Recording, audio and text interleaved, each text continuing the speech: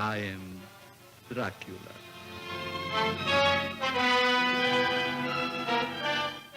A moment ago, I stumbled upon a most amazing phenomenon. Something so incredible, I mistrust my own judgment. Look. Dracula. The very mention of the name brings to mind things so evil, so fantastic, so degrading. You wonder if it isn't all a dream, a nightmare. Rats. Rats. Thousands. Millions of them. But no, this is no dream. This is Dracula, the original terrifying story of a maniac and a man who lived after death, lived on human blood, took the form of a vampire bat, and lured innocent girls to a fate truly worse than death. Dracula? Oh, what's he done to you, dearie? Tell me. He came to me. He opened a thing in his arms, and he made me drink.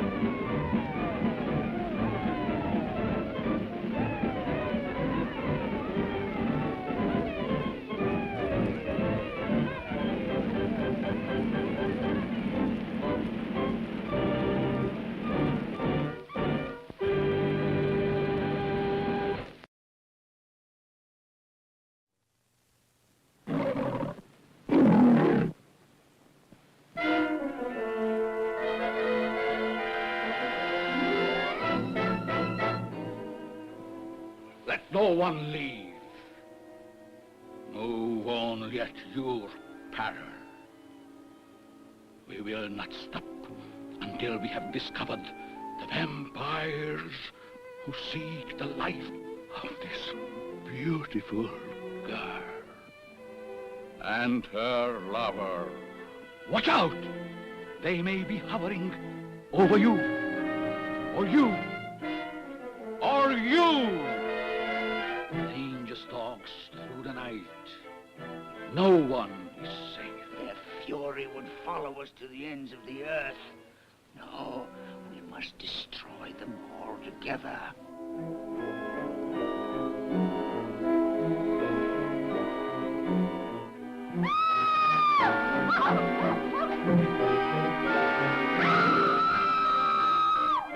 Scourge of mankind, they shall be found. I hereby summon to this place next week every person within the sound of my voice. You shall be judges of this eerie conspiracy. Here we shall meet Lionel Barrymore, Elizabeth Allen, Bela Lugosi, Jean Herschel, Lionel Atwill, Mark work of the vampire.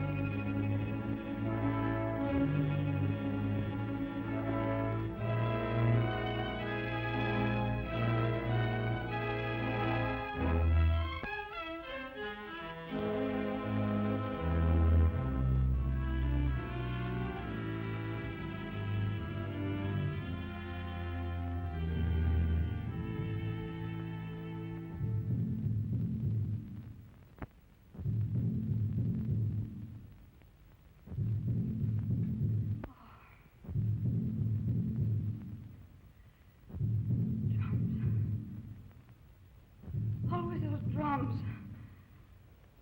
Franz, I shall go mad. There, my dear.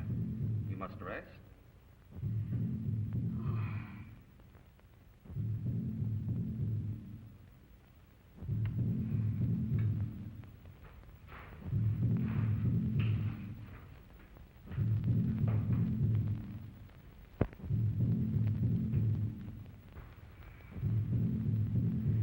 I can't stand it. I can't stand it. You've been so brave, my dear. You must continue to be. If you love me, Franz, kill me. Kill me now. Remember, Martha, you have another life to think of beside your own. Then go for help. With your knowledge of the jungle, you'll get through. You forget, Martha. I can't leave you now. You'll need a doctor soon.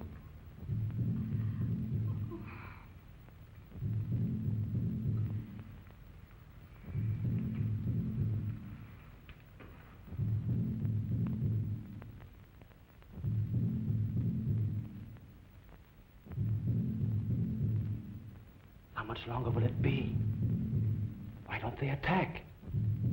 I'd rather they'd killed us and got it over with. Study, Franz. The natives will never attack us here. Why, Doctor? Why? They're afraid. Of us? No, of this place. This cave is infested with bats. Bats? Are they afraid of bats? Vampire bats. Do they believe in that silly superstition? It is no superstition, my friend. It's true. The natives call them birds, and fear them mightily, as well they may. These hideous monsters swoop down upon their victims in the night. They fasten themselves to the throat and drink the blood.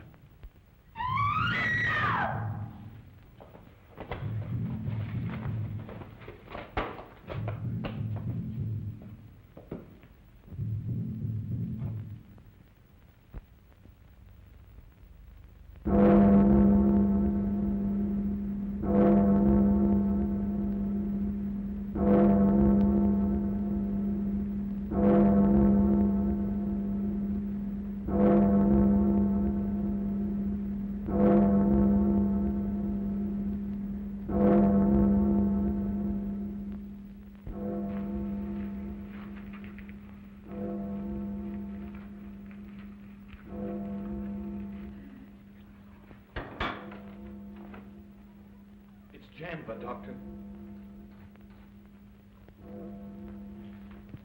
Just like Frida.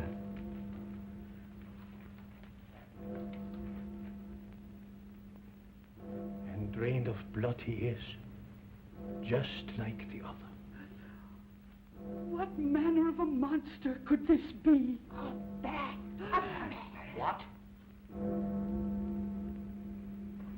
Here comes the good professor. He can help us if anyone can.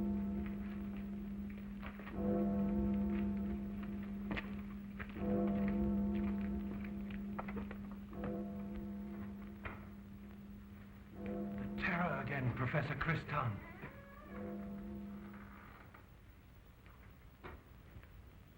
Janva. Yes.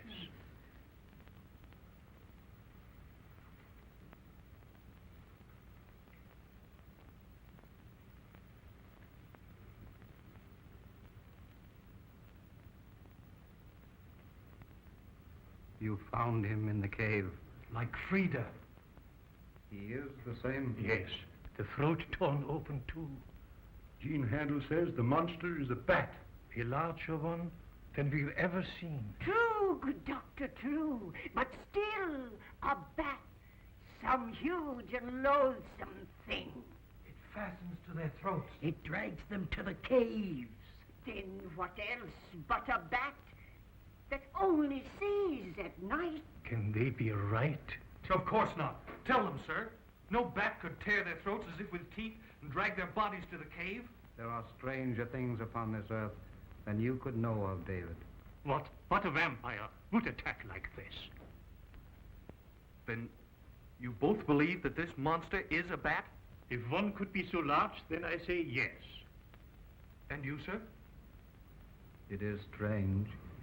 It never happens in the light. It is not yet given to us to know whether or not this monster is a bat. But of one thing we are sure, that both these hideous things have happened after dark.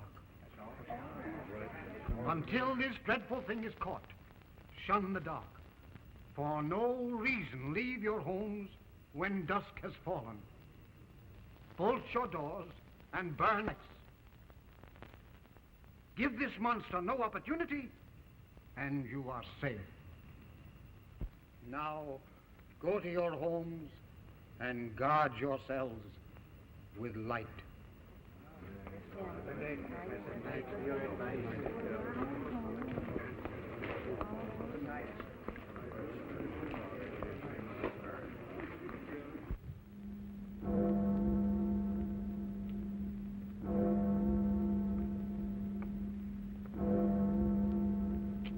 That would be for Janva.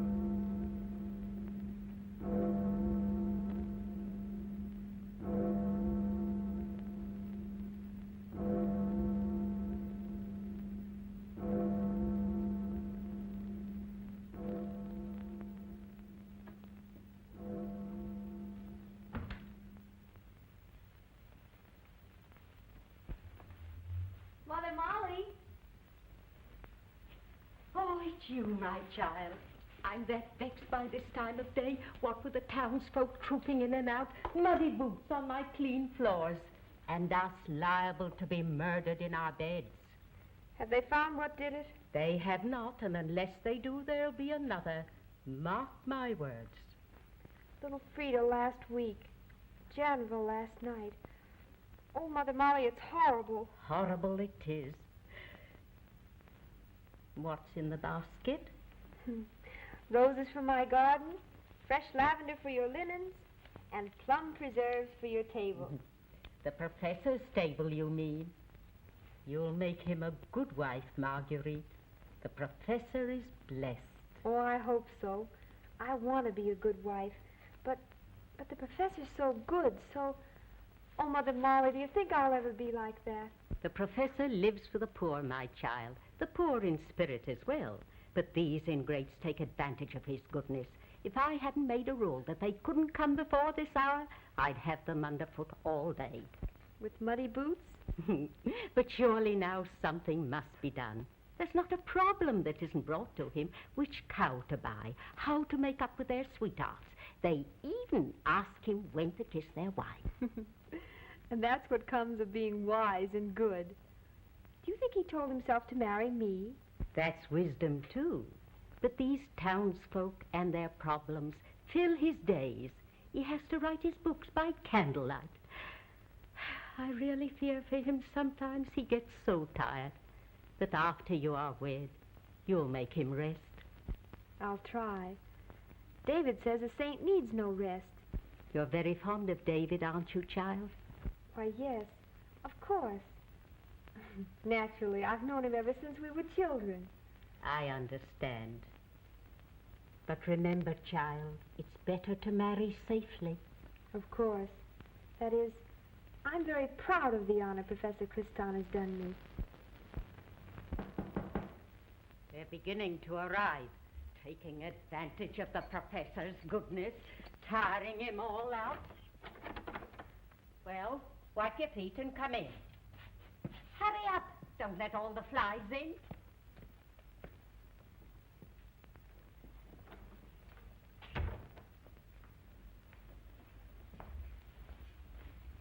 Not in the good chair. Over there on the bench.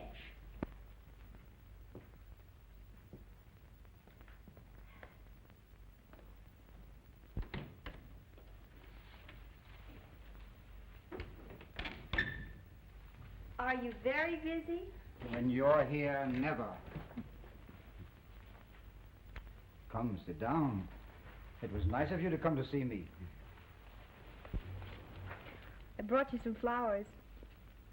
How like you? To bring them? You know what I mean. You're like your flowers, Marguerite. It's a very pretty speech, Professor Kristan.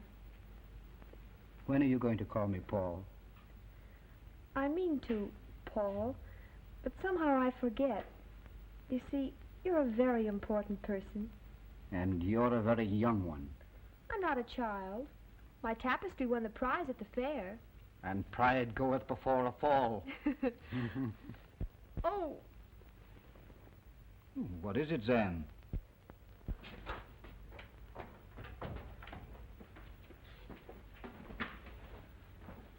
I have only just returned, Master. I wanted you to know that I'm here. I'm sorry I was startled, Zan.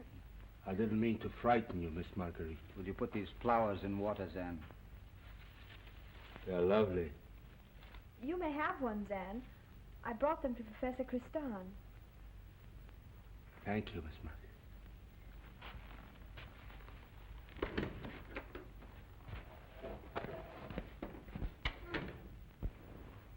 Marguerite.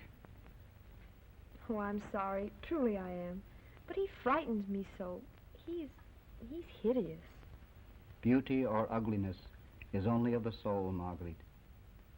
I know. But after all these... Zan has devoted his life to me, would give it for me joyfully. That isn't ugliness. You saved his life. He feels it belongs to you. Gratitude is beauty. Forgive me. I'll try not to be afraid of him. We can never be afraid of what we love. If we love our brother, how can we fear him? I know. I'll try. I must go now. Father isn't very well. Don't worry, dear. The doctor told me not to worry, but somehow I can't help it. Come and see him later if you can. Your visits help him so. I will. Goodbye, Marguerite. Goodbye, Paul.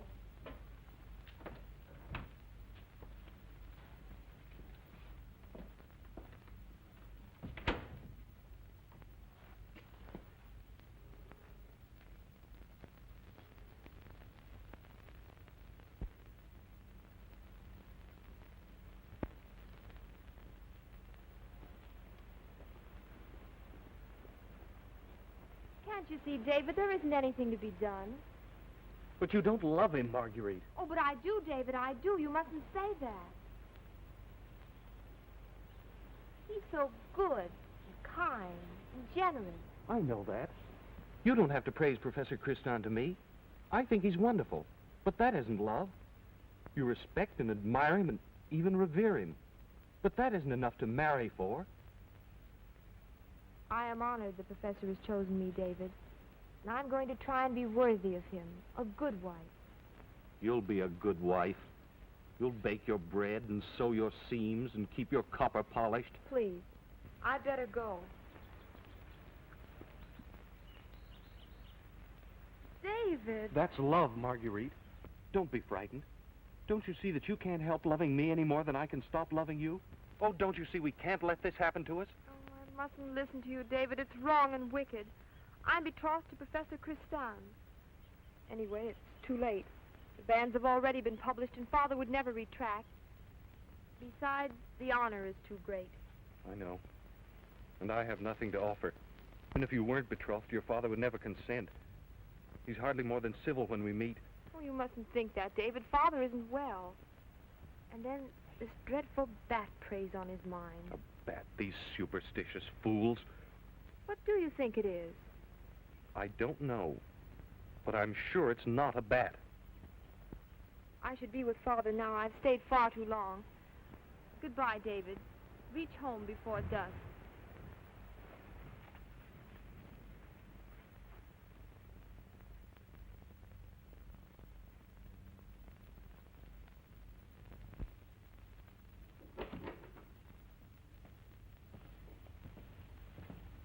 The doctor said no, but I wanted to be sure you agreed with him, Professor.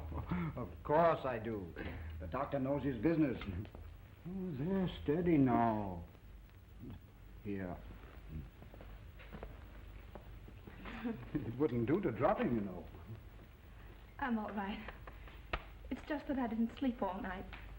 He was so sick. Well, I'll help you home with him. No, you won't, Professor. You're tired. I'll take them home. Wait here while I get my shawl and lantern. Good evening, Professor Kristan. Good evening, Maria. Maria, didn't I tell you to wait outside for me? Mother, please. May I not show Professor Kristan my school papers? Why, of course, Maria. Here, give them to me. Oh, well, that's fine, Maria. You're making great improvement. That is because of your help, Professor Kristan. Hmm. And you see, my writing looks almost like yours. Much better than mine, my dear. Come, I'm ready.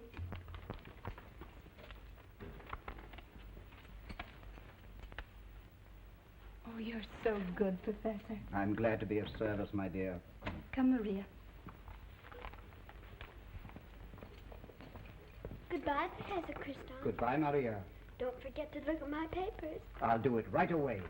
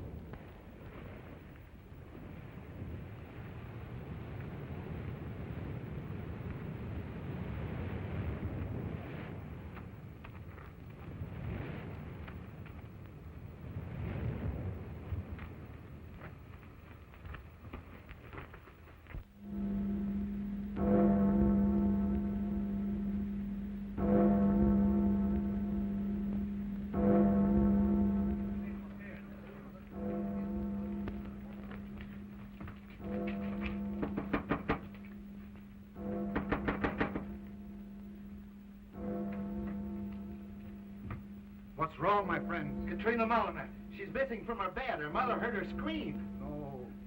You don't think... Oh, yes, the monster bat. He's got Katrina. I know it. I know it. What shall we do? Quick, to the caves. It may not be too late. To the cave.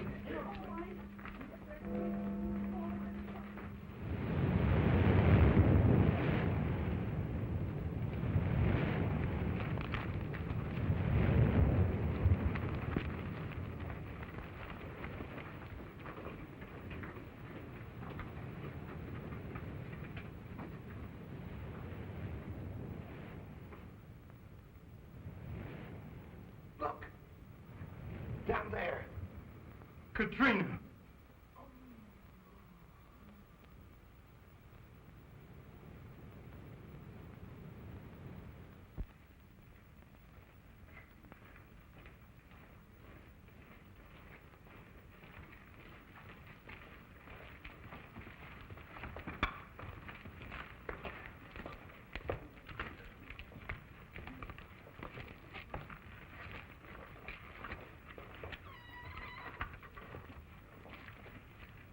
Another victim of the monster. Which of us will be next? Surely there's a curse upon us all. You superstitious fools with your talk of monsters and bats. There is no bat large enough to carry a human body to the caves. What else then, David? A man. He could even be one of us. Someone we might least suspect. No! It's a bat. I know it. Oh, you know it. Perhaps you've seen it then, have you? No, never. But the master says it is a bat. A monster. A monster. Yes, a human monster. Master, Davy there thinks the monster is a human. That it may be one of us. Tell him that it isn't true. Why, David. Professor Criston is right. Come, Zan, let us go home.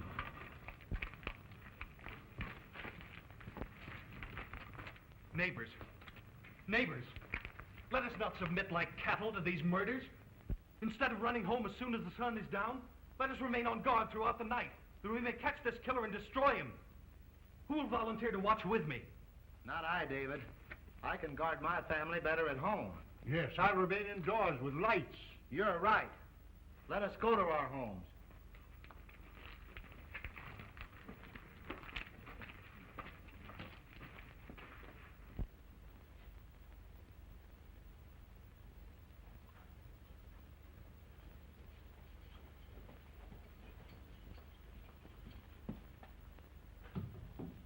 So many candles, good woman. With a monster abroad, sir, light is our only protection. A monster, you say? I do. A monster bat which swoops down upon its prey in the dark and leaves great gaping holes in their throats. Come closer. I'll stay here. Could you stay, say, over there, just as well? I could.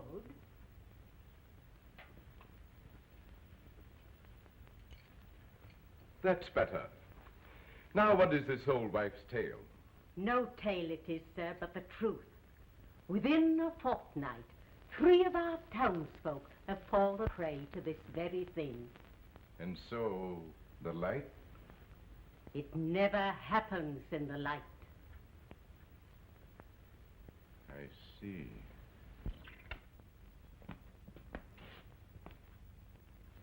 Anders! Paul! My dear friend. You haven't changed a bit. Nor you, after all these years. Oh, you come in troublous times, my friend. So this good woman has been telling me. Oh, this is my housekeeper, Mother Molly. And this is Dr. Bizet, Mother Molly, my foster father and my very best friend. Then I leave you in good company while I prepare a room for Dr. Bizet. Well, here, sit down and let us talk. What brings you here? You wrote of your betrothal? Of course I came. Well, I'm glad you've come. I need you, Anders. So? I've had a curious malady of late. Which is? I don't know. Strange headaches, followed by vagueness and exhaustion. Huh. Well, enough of my small woes when we are besieged by tragedies. These murders? all unaccounted for. I'm not jesting when I tell you that the villagers fear a monstrous bat.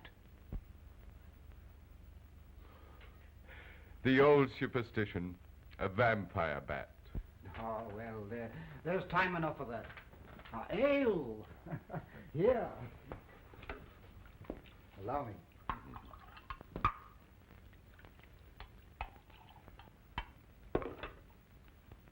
To our reunion.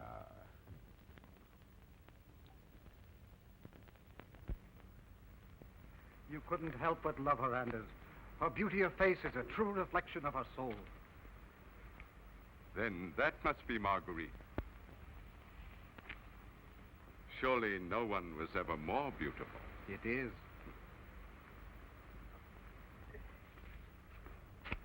Professor Kristan. My dear. This is Dr. Bizet, Marguerite, my foster father and my good friend. Oh, and this is David, Marguerite's childhood schoolmate. Paul has told me the truth about you, my child. I confess I doubted him until I saw you. My father will be glad to see you both. You'll have some refreshments, of course. Marguerite, I must go. David, after your long walk, he carried my heavy basket all the way. And besides, you said you had the whole afternoon. I did, till now. It's well to reach your home before dusk. I do not fear a bat, sir. Indeed? Then what do you think this monster is? A fiend, playing upon the village superstitions. I see. Perhaps you're nearer right. Good day. Good day, Professor. Sir. Marguerite, your father. He's feeling more himself today. Do you think it could be those dreadful tragedies that are preying on his mind? Perhaps. I only wish I could keep you from worrying about him. Professor Kristan is here, Father. And this is his friend, Dr. Bizet. I am honored, Doctor. And I. You'll have some cordial? Your own? Of course. Some cordial, John. And some of those fresh cakes. Yes, ma'am. Marguerite's cordial is the best in the village. You are blessed in having such a daughter, sir. I hear you also raise the most perfect roses, Miss Marguerite. Oh, I assure you it's quite by accident, Dr. Bizet. I tend them daily, and as for the rest, they just grow. But surely I may see these marvelous accidents? Of course. I'll show you my garden if you wish. I should be grateful. Will you join us? Later, my dear.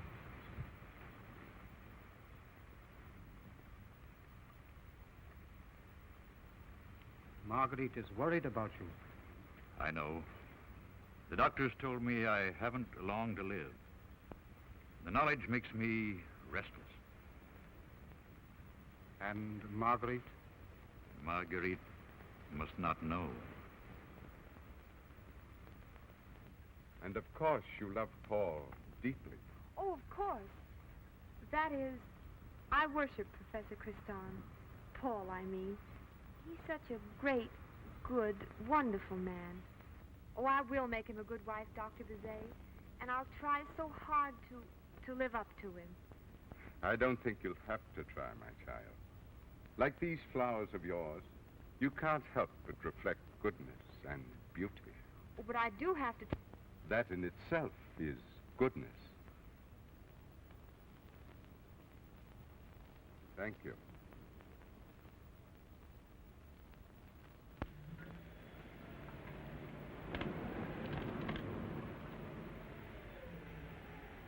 See the wind? The bat's abroad tonight.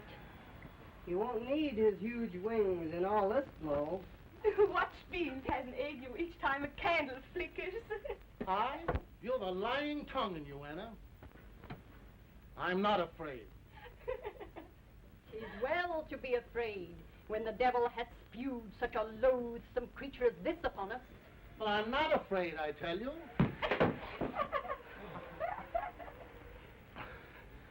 You're right, old woman. 'Tis ungodly not to be afraid. There, the mistress wants you in her room. Oh. Then you think that Marguerite doesn't love me? Nothing of the sort. The child loves you devotedly. She worships you. You're a kind of god to her, to be lived up to be worthy of. I suggested that she is not in love with you. The difference is vast. But if you're right, why hasn't she told me? Do you think her capable of hurting anyone? Above all, her idol? Besides, it's just possible the child doesn't know the difference. Understand me, Paul. I may be entirely wrong. I simply wanted you to be alert to a fact you may not have realized.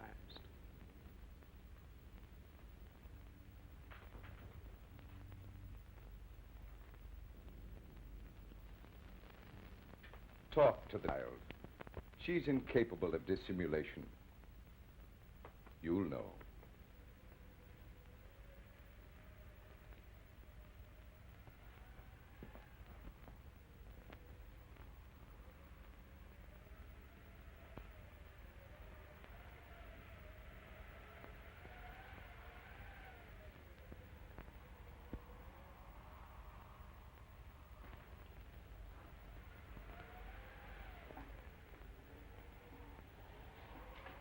That will do, Anna. But, mistress... That will do.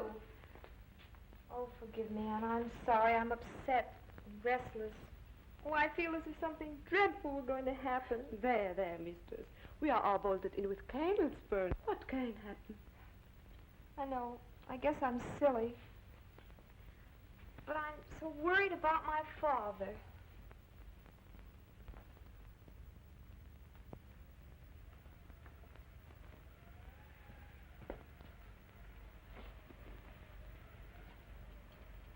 Not going out, Professor Christan? To Marguerite's, Mother Molly. Do you think I'll be safe with her? All her goodness couldn't keep that away. But you need light. A full moon. But you walk through the wood. Ah, true. I'll take a lantern. Must you go tonight? Yes, Mother Molly. I'll keep the house well lit. The devil himself couldn't keep me from doing that.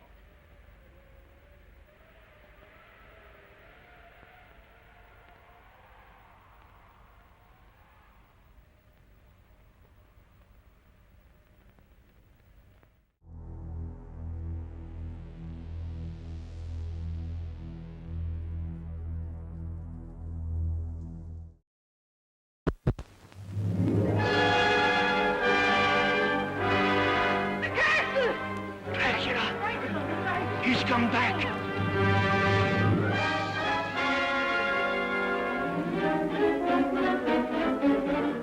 Sander, look at me. What do you see in my eyes? Death. Do you like jewels, Lily? This is very old and very beautiful. Please don't come any closer.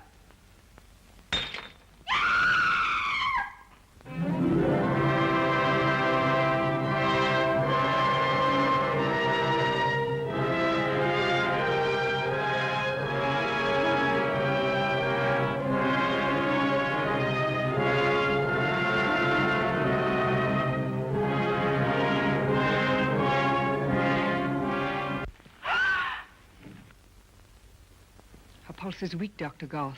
Growing weaker. All your skill can't help her now. She's under a spell that can be broken only by me. Or death. I am Dracula's daughter.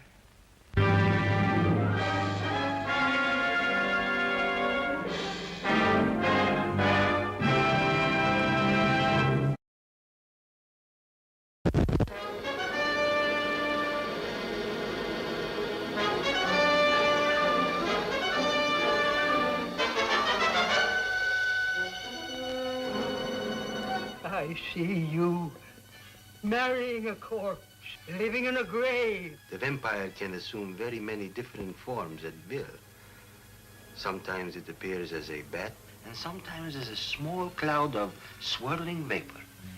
In this way, it can move unseen among its enemies. Son of Dracula, searing the screen with new terror in this weird tale of the living dead who rise from the grave at night to prey on unsuspecting victims. With Louise Albritton, Robert Page, Evelyn Ankers, Frank Craven, J. Edward Bromberg, and Lon Chaney as the new Count Dracula, you'll shudder at the screen's most fascinating woman vampire, luring men with cold beauty and the promise of immortality. Count Alucard is immortal. Through him, I attained immortality. Through me, you will do the same.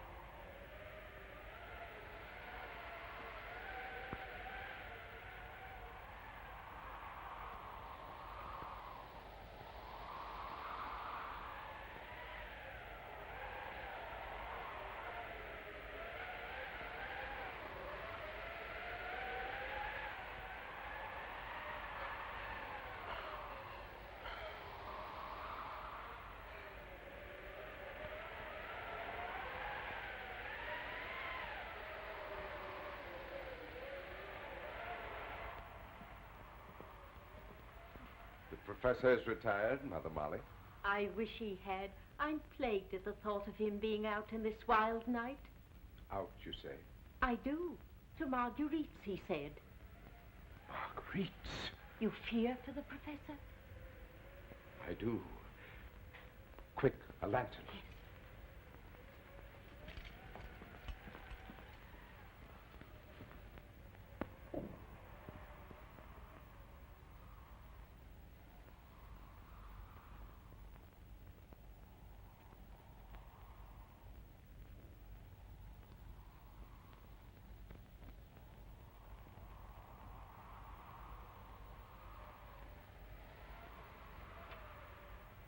Yes.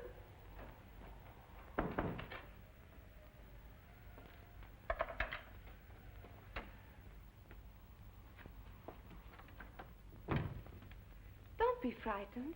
It's just the wind.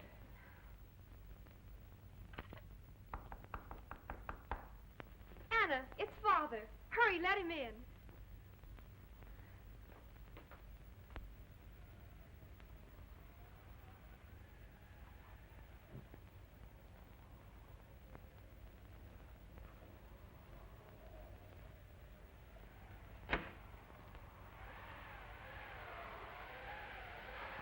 Professor Tristan! I thought it was...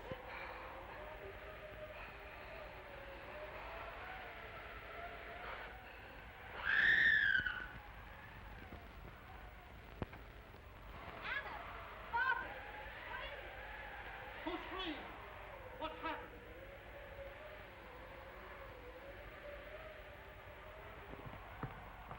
Miss Marguerite! I'm here. What's happened?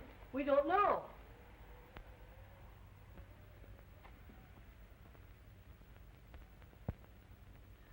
Look! Anna! The bat!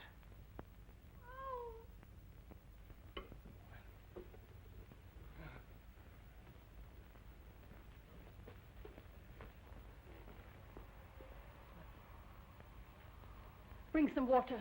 Yes.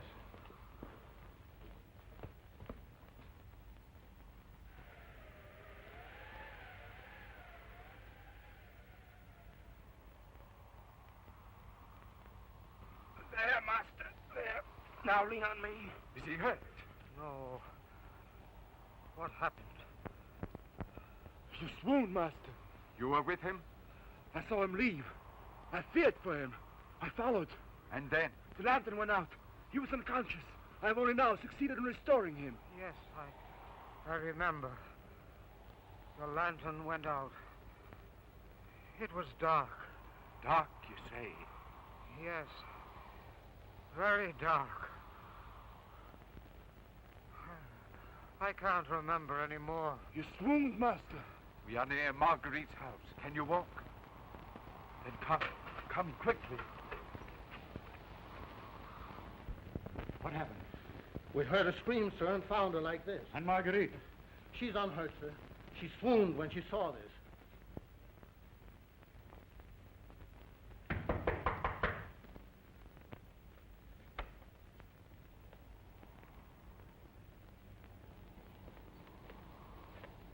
What?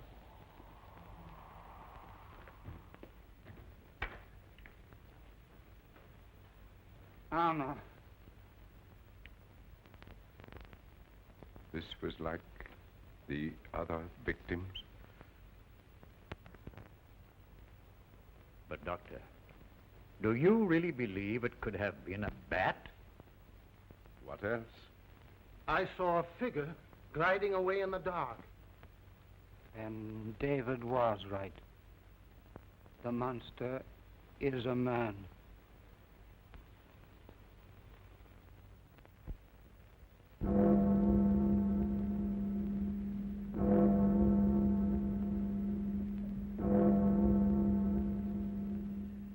And last night was the fourth of these hideous tragedies. I beg you, my friends, for my sake, for the sake of those who love you, yes, even for the sake of this piteous, evil-ridden fiend, guard yourselves constantly. Burn every candle, every lamp you possess, through every minute of the dark. Stand on guard, bolt your doors, don't move outside your homes. And above all, don't for an instant be without a light. Now, go to your homes and pray. How's Marguerite? The shot did her no good. I was afraid to bring her. And you? Oh, all right. Then hurry home to Marguerite and stay with her. Every instant, the professor means. Don't leave her alone with anyone. Anyone at all. Do you understand? I have your promise? I shan't leave her. With no one at all. I understand, Dr. Bazet. Good. What's the matter? What is it? I saw him. The fiend, he's there in the shadow. He's dancing and conquering of evil. Evil. After him then. Yes.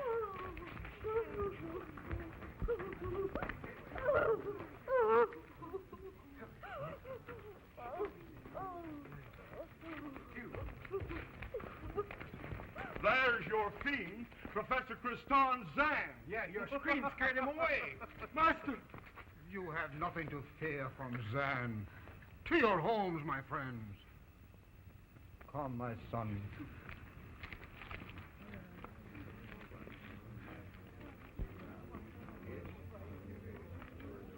Perhaps the woman wasn't so wrong. 3 killings there were near the professor's house. And Zan was at Marguerite's last night. What good can there be in a hunchback? But if he weren't good, the professor wouldn't have him. How do you know? Oh, the professor's so good himself, he wouldn't believe it anyway. He was near every crime. Don't you see? I don't know where I was. In a swoon, yes. But it's incredibly odd that I was unconscious during every one of these crimes. These headaches, what are they? Why do they come on me? Last night, Zan, tell me. Unconscious, Master. Yes, but what did I do? Tell me! You laid it on the ground while I tried to revive you. From the moment I swooned, You swear? I do, master. On that holy book? I swear, master.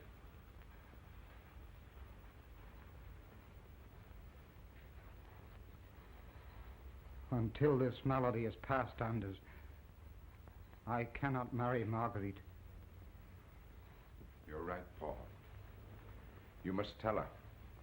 Tonight, while your mind is made up. No, master, don't go. Why not? The fiend, he may be abroad. Your master doesn't fear the fiend. Go, my friend. Release the girl.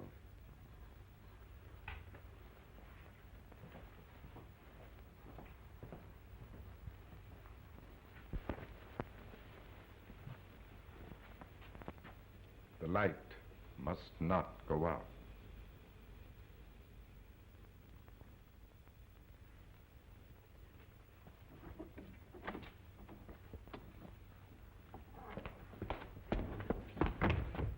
Why do you follow him? I fear for him. The fiend. You lied. You lied upon that book. You were not with him every moment in the wood. The truth, man. You must tell me the truth.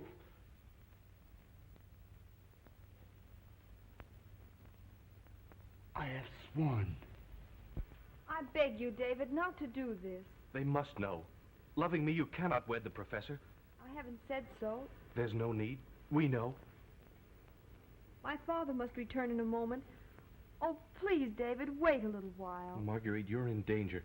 I know it. I can feel it. My place is by your side to watch over you, protect you. Oh, Marguerite, I'm afraid to leave you alone. My father. Oh, David, I beg you, if you love me, go. All right.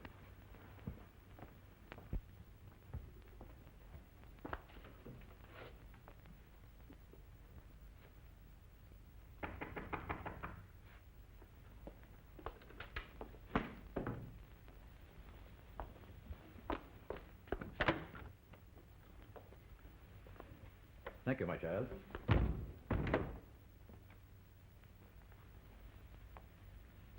You seem worried, Marguerite.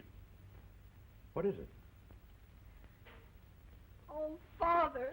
Oh, that's all right. You lie, I say, all lies. Without his light, you couldn't find him in the woods. You were not together. My master, I must be with him. Why? Tell me why. The truth, man. Now is the time to tell it. I must know. I want to help you, fool. But before I can, I must know. My master, please. What do you fear for him? If you are the monster, your master is safe from you. If he is the fiend, he can fear nothing from himself. No, don't say such things. Then it's true. And you knew. My poor forsaken friend. Not forsaken, sir. True. Not forsaken. When did you first know? Frida. She was passing near the house. I heard her scream. Then I saw my master.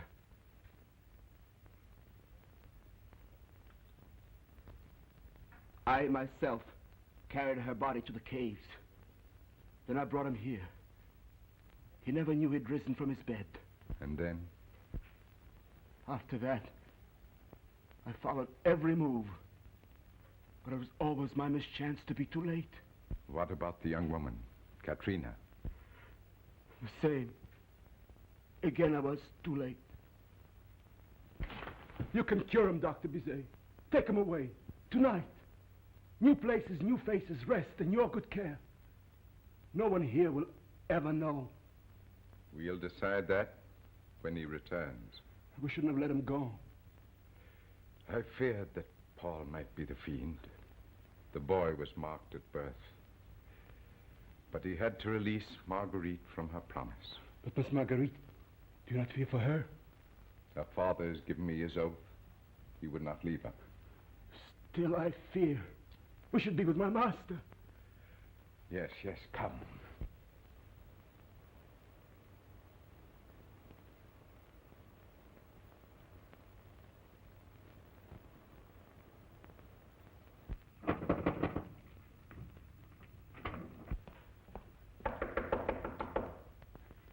you may be delayed. I'll go on.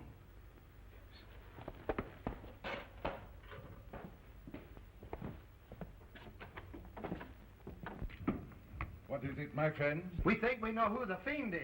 We must see the professor. He is not here. He is at Marguerite's house. And Jan? There, too.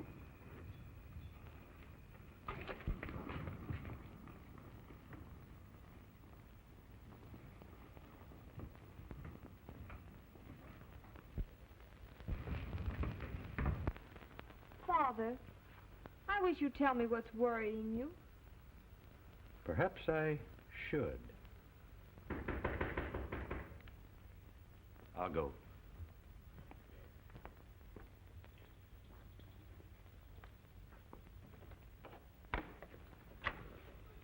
Oh, Paul. Good evening, sir. Come in. Thank you. Oh, Marguerite. Professor Kristan. Dear child. You're just in time. Father was going to tell me something. Oh, let that go now. You have happier things to think about. You're not leaving us. Of course. I'd rather you stayed. Remember your oath to Anders. Why, that couldn't include you. Perhaps it's as well. We are well lighted. And what I have to say is only for you. Please.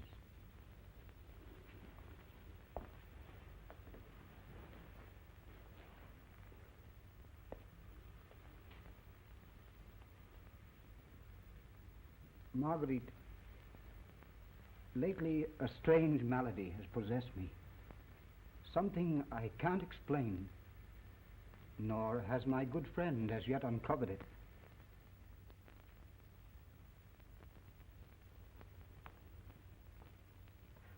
What have you done? Relight it instantly. But I have no tapers. What is it? What's wrong? I only thought to spare your eyes.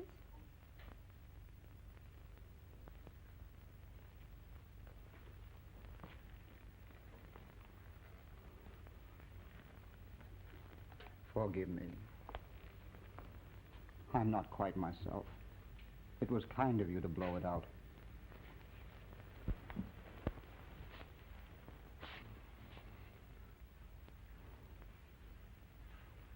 Your head aches? Unbearably at times. It's the malady of which I spoke. The pain becomes so great. Sometimes I swoon and am unconscious for a while. I'm sorry, Professor. Paul.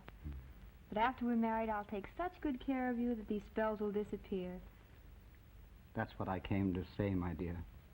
There'll be no marriage till this malady is cured. But why? I couldn't burden you with so much care. I love you too well, Marguerite. That's no care. I'd be grateful for the chance to serve you, even in so small a thing. Serve me. Of course you would, my child. But you see, I can't accept. I release you from your promise. Until you're well? Until I'm well. I pray it won't be long. Whatever happens, will you remember this? I love you, Marguerite.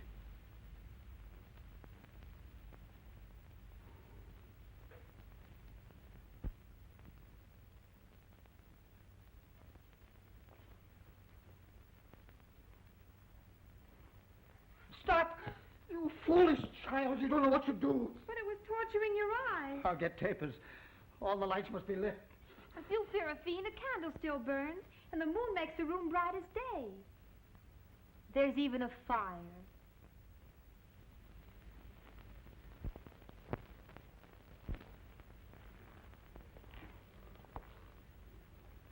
It's out. No matter. See how bright the room is. And besides, how could I be afraid when I'm with you? Marguerite, I haven't told you all. I'm afraid. Afraid. Of the monster? No. for the monster.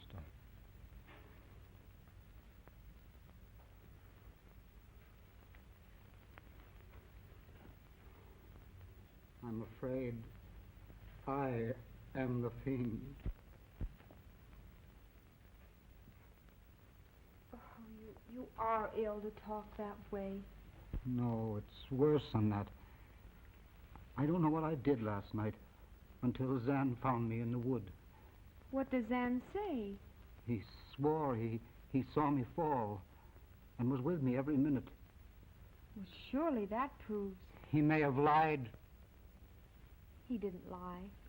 It's only your illness that makes you think these dreadful thoughts.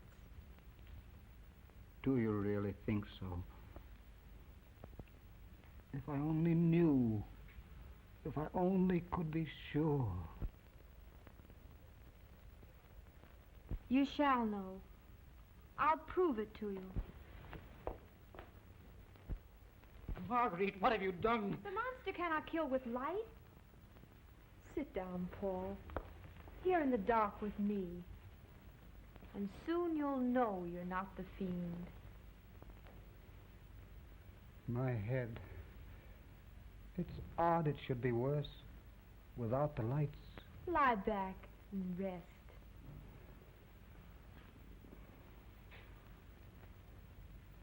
I'm afraid. No need to be.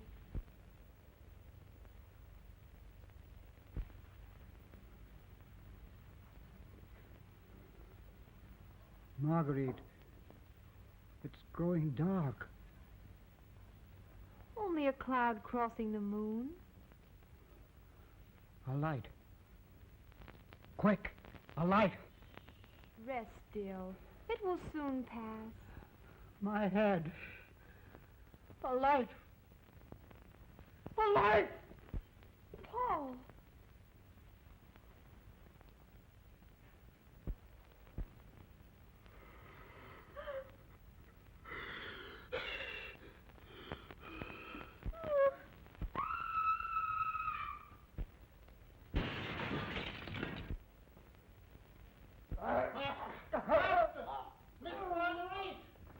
Get to the lake. Marguerite, is she hurt? She's unharmed. Bring her over here. Wait here. There he is. It's he, the fiend. He attacked the professor. He stained with his blood. His silence proves his guilt.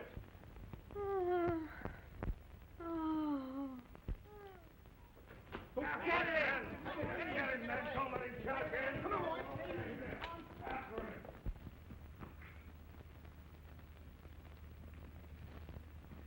There he goes.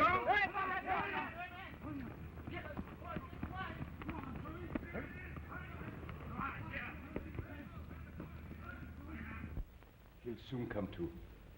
What happened here? I heard her scream and I rushed in. From where? You swore not to leave her. Well, she was with Professor Christon. Were you here? I was outside. I feared for Marguerite and waited on the terrace.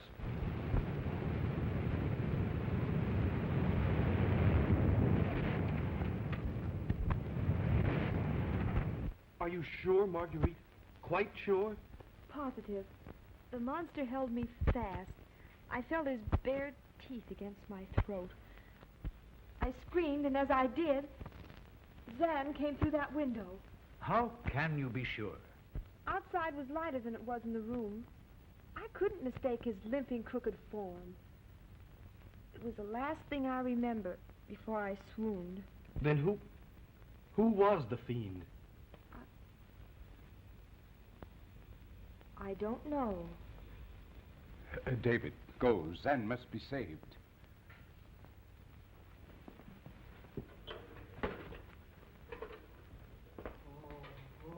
He's coming to.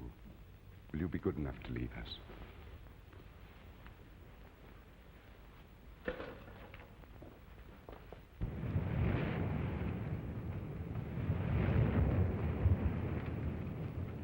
There he goes. He's heading for the cave. We'll trap him there. Come on, man.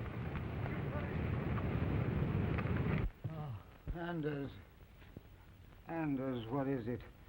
I swooned. The fiend attacked Marguerite. Is she hurt? No, she was saved in time. Anders, was it I?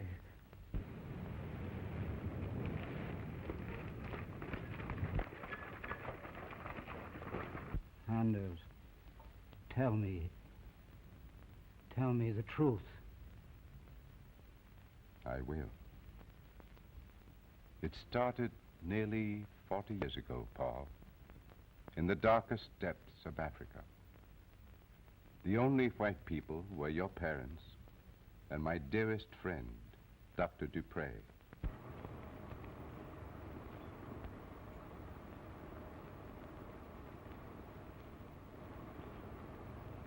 A monstrous bat had fastened to your mother's throat.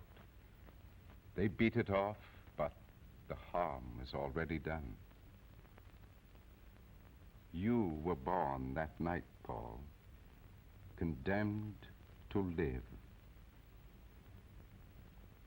It was Dr. Dupre who buried your parents, and a few years later, told me all.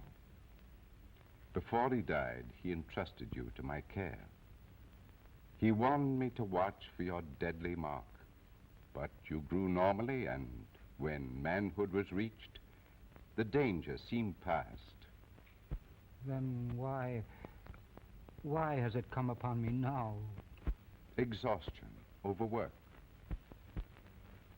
And if I'm not cured, I'll go on and on. The attacks will come closer and closer together until you will entirely become the loathsome thing your madness makes you. Isn't it strange?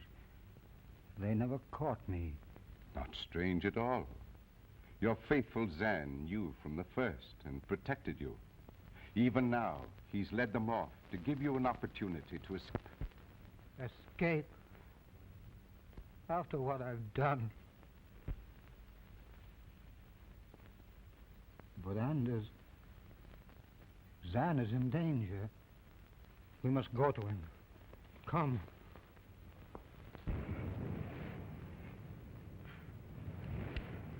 Dr. Bizet can cure my master's malady. I pray thee, save him. Save my master.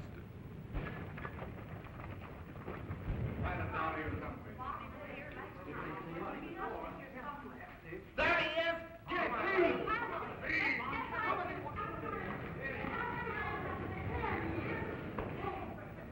There's the fiend! Perish throat! Avenge your dead! Bring him out! We'll hang him in the square! No!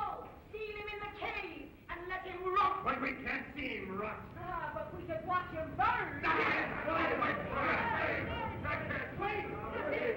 Even we've got the fiend! There he is! Zan is not the fiend. He's not the fiend. He only killed our children. Yes. You're wrong. I tell you, the hunchback is innocent. What? Zan arrived after the monster. The fiend already had Marguerite by the throat. No, that isn't true. David, you're mad. Yes, his head's turned. He heard her scream. Zan saved her from the fiend. But he admitted his guilt. Then who is the fiend?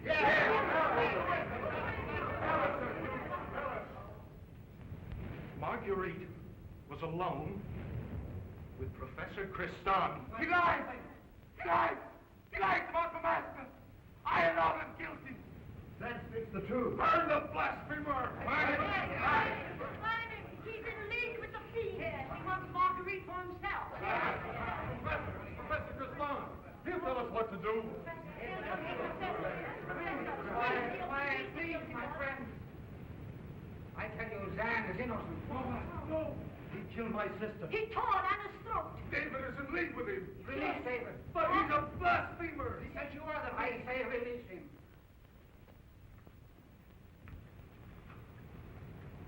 David, my boy, promise me you will love and cherish Marguerite always.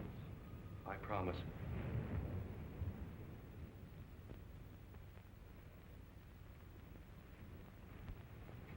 Look, my friends, the monster's work.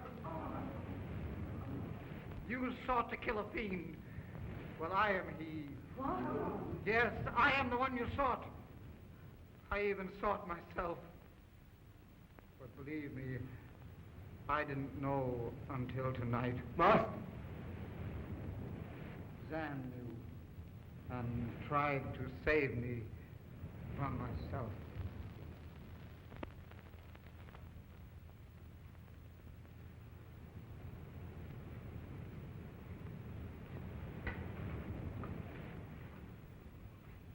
And as my friend, I have only one thing left to do. All.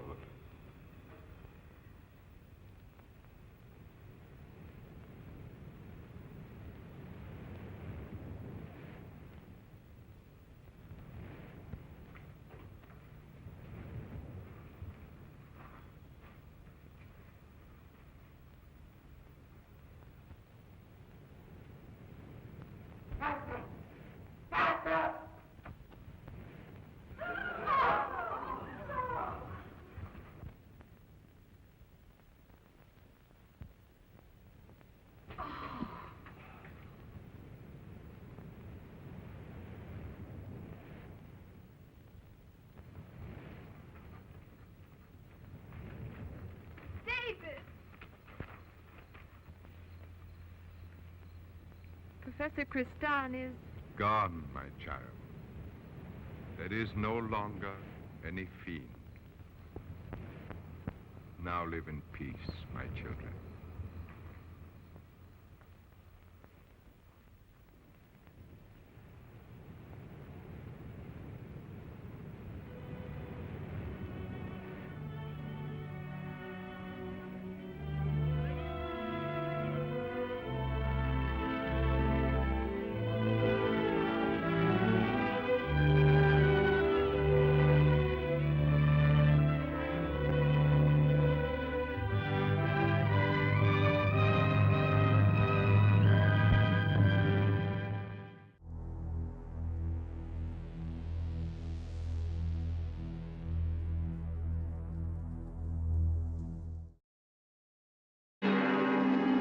This is the story of Dracula, a creature who destroys all whom he touches.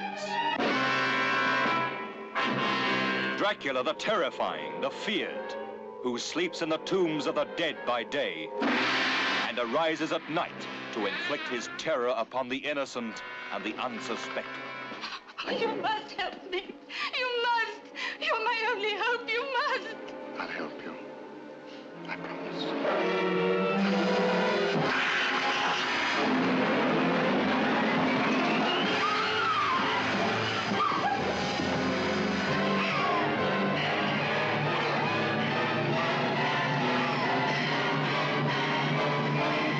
Please try and understand. This is not Lucy, the sister you loved. It's only a shell, possessed and corrupted by the evil of Dracula.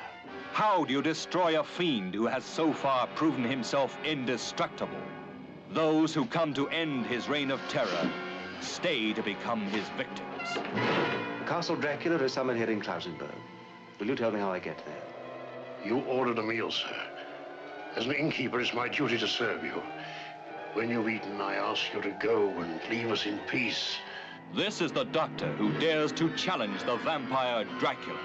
This is the anguished man who fears for the lives of his beloved, the girl who is his sister, and the one that is his wife.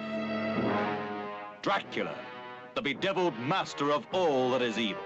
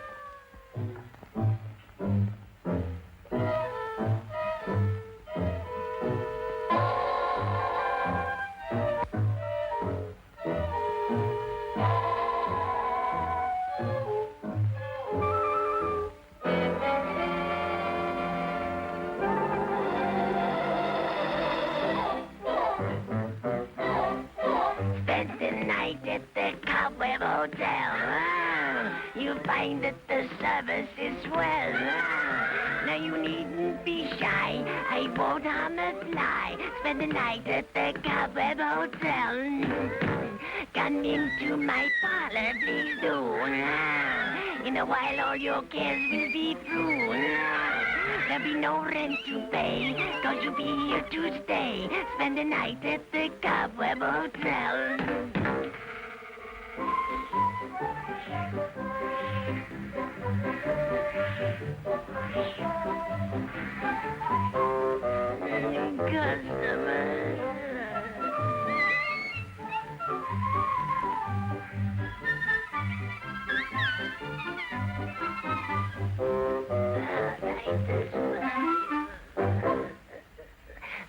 The register.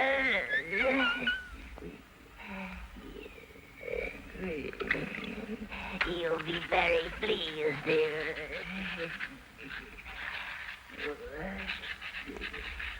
Newlyweds. Thank you. Now make yourselves at home while I prepare your room. I'll be right back.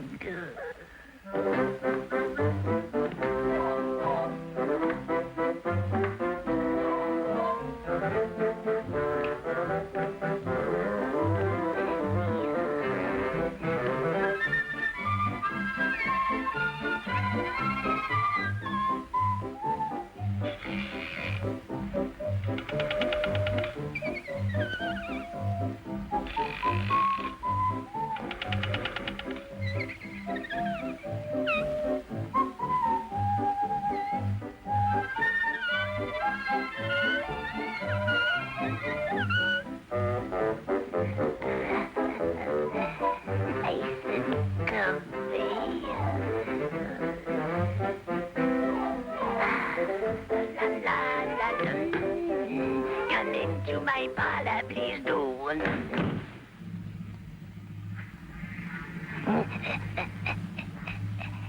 Here is your sweet.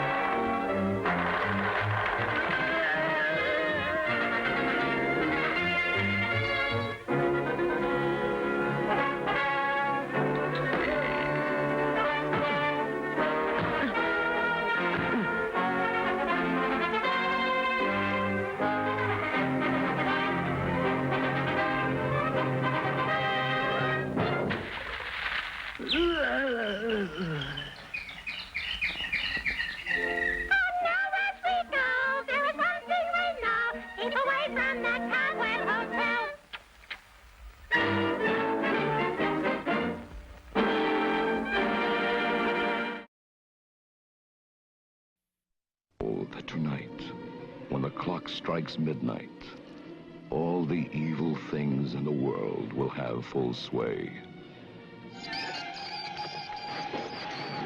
Yes, Virginia, there really was a Dracula. In Search of Dracula, the startling bestseller the nation couldn't put down becomes the motion picture you'll never get out of your mind. Yes, there really is a Transylvania. Yes, his evil presence is still seen in the Carpathian Mountains. Search for the most incredible of incredible adventures.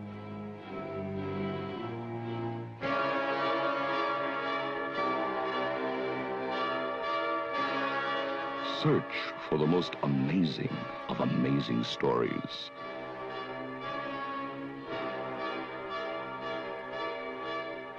Did he really drink the blood of his victims?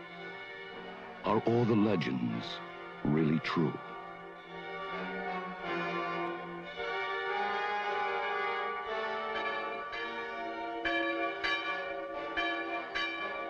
Yes, the villages still tremble when the church bells toll on St. George's Day.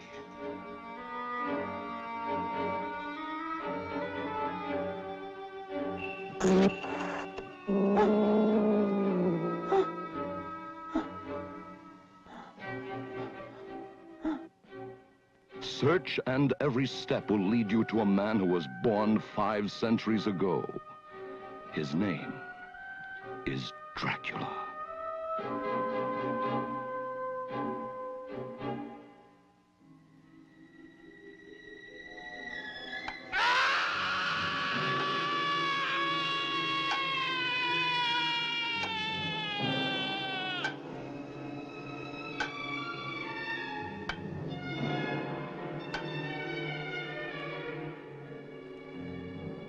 Yes, Virginia, there really was a Dracula.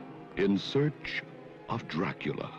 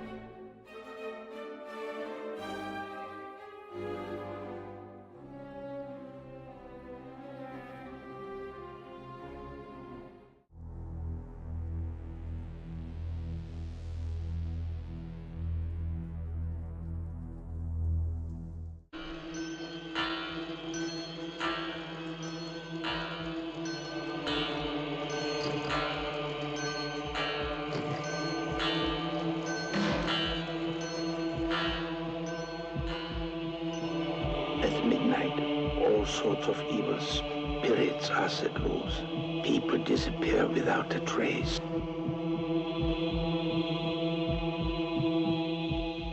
Last night, after a tiresome journey, I finally reached my destination, the castle of Count Dracula.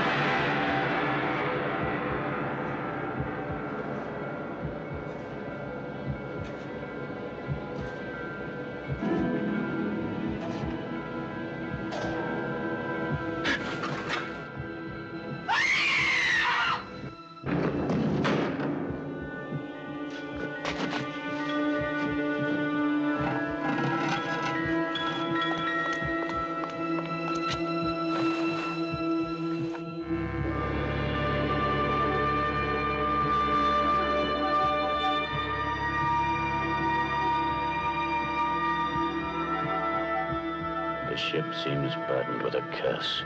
One sailor and our cook have disappeared without a trace.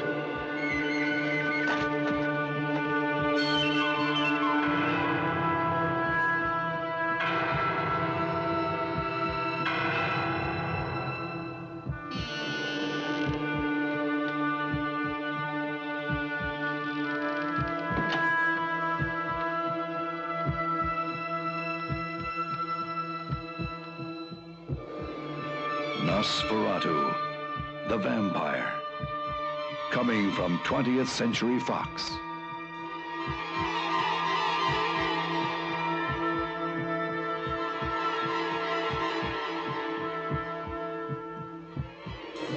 NOSFERATU, the vampire, a film unlike any Dracula film ever made.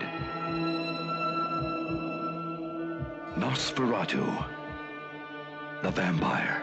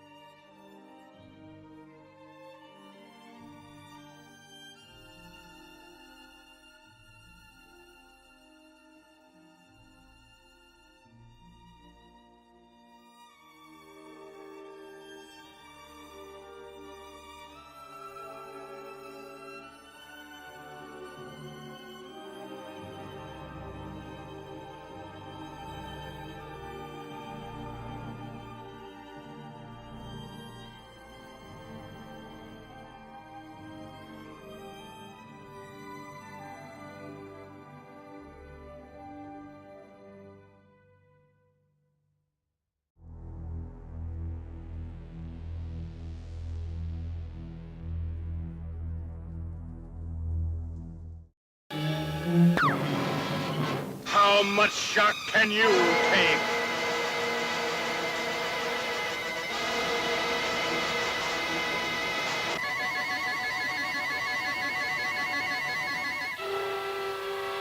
It will haunt you forever.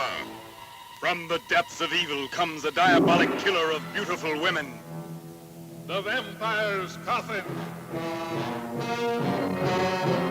See a vampire's body stolen from its tomb.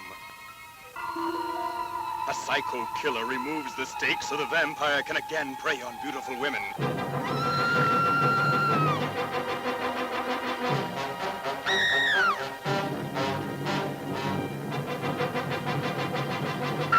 It's in the vampire's coffin. And to complete a double night of horror, a monster's nightmare of terror, turned loose in a fight to the death. The robot versus the Aztec mummy.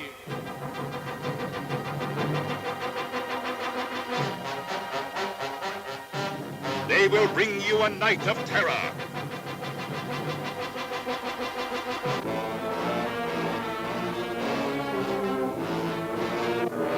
We dare you to see them, but don't come alone. The vampire's coffin. In an all-new double horrorama show with The robot versus the Aztec mummy. presented in Hypnoscope. To heighten the horror, shock your senses, chill your brain. It could only be shown at midnight. Don't be a coward.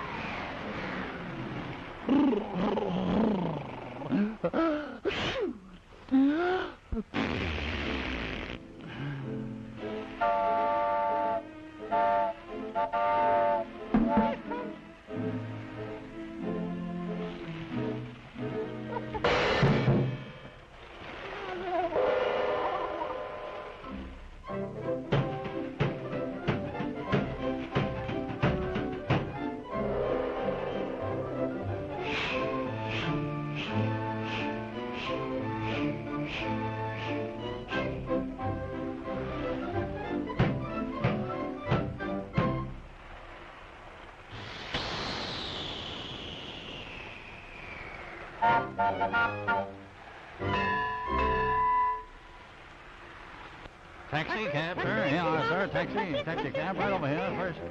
Cab, take first one out. Cab, taxi, mister. Yeah, first cab out. Taxi.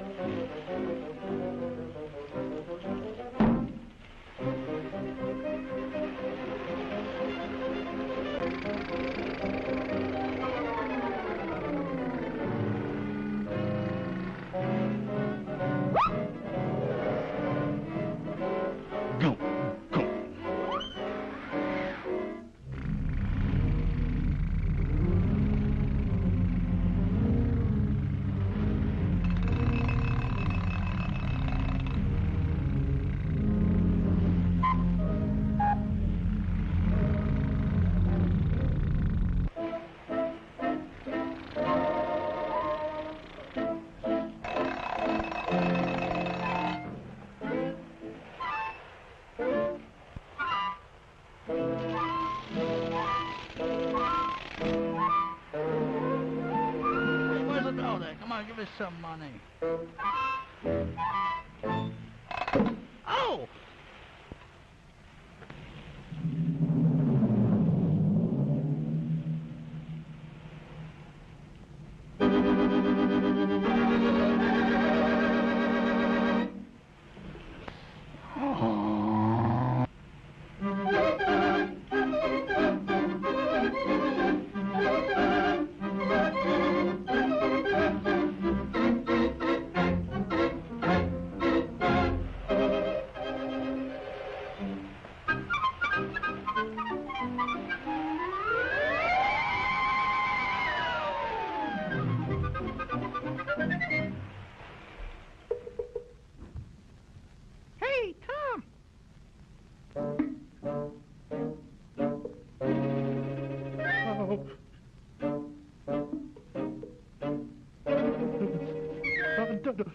now, Jerry.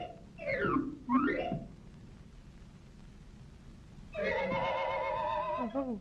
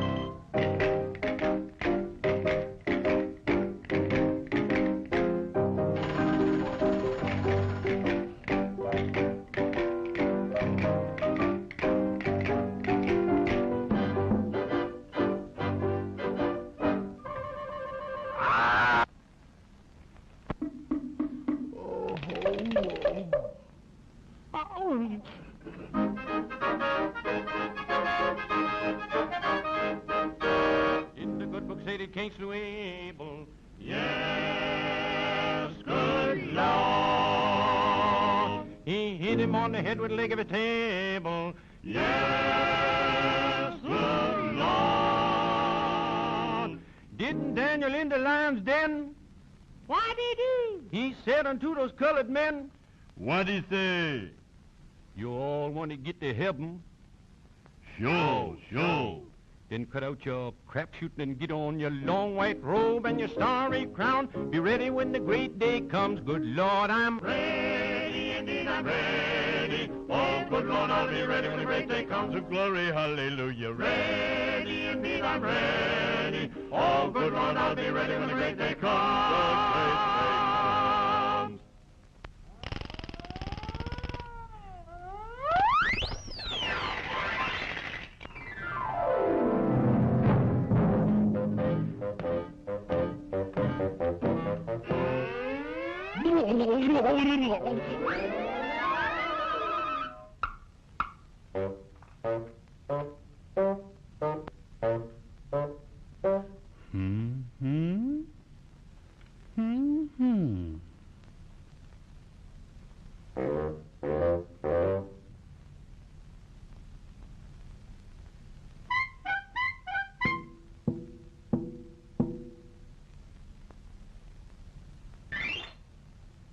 Uh-oh.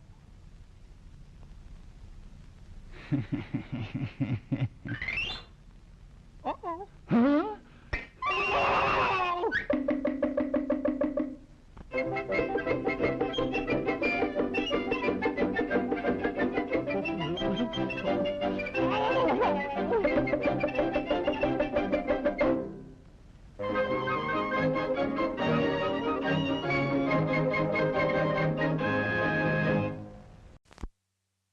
Castle. It's a fascinating place to visit, but you couldn't live here. Not for very long, anyway. No! Let me go! This is the master bedroom. certain people find the old place positively captivating. What are you going to do to me? Right now, I'm going to take a sample of your blood. Blood of Dracula's Castle, for the most charming vampires you'll ever meet. Delicious. I've never had it before. It's new. The type 00 positive. Oh, by the way, George, we have arranged for Johnny's release. And we shall be supplied with new vintages all the time. Johnny's their ward. He's not a bad sort, either, if you like fiends. And we mustn't forget Mango. He'll relieve the tedium if you get bored. Blood of Dracula's Castle. A picture that will delight anyone who finds a certain satisfaction in horror and lunacy.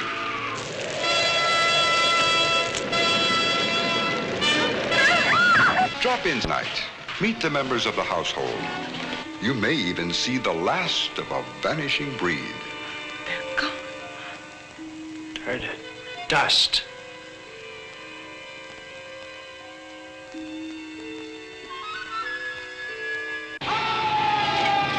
See Blood of Dracula's Castle in color.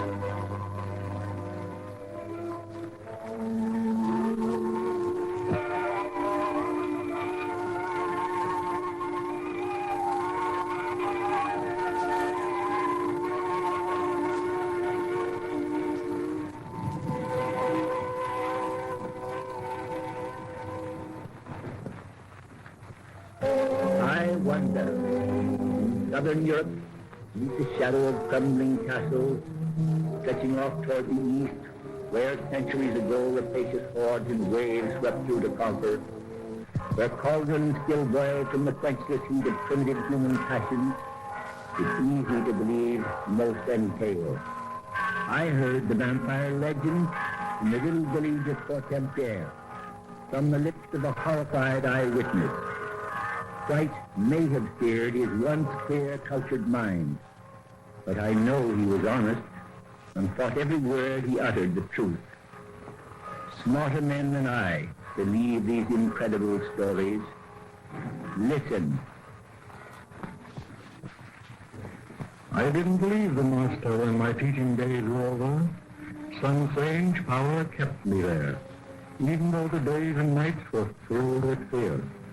Perhaps it was this same strange power that called the young man from the faraway city on that lovely day in June. It wasn't the same as when the master's little daughters were my daily pupils. There was no inn in the castle park then, just a lovely home of wealth and dignity. It was before the horror came. It was before everyone and everything seemed touched by some cold, clammy hand from a chilling, moldy grave.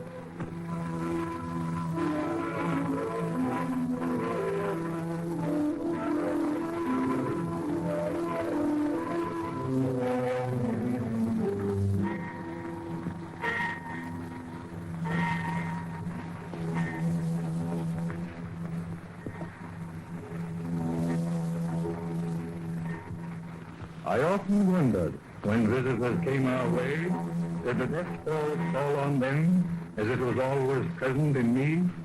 Did this man see it in the faces of those simple folk around him? Did he sense at once the fear in which all of us were gripped? Did the horror we knew so well follow him through the drear, dark halls to the cheerless room he sought? Did he feel its presence in the shadowed corner? To us, that nameless horror was much too real to be dispelled by the light of mere spluttering candles.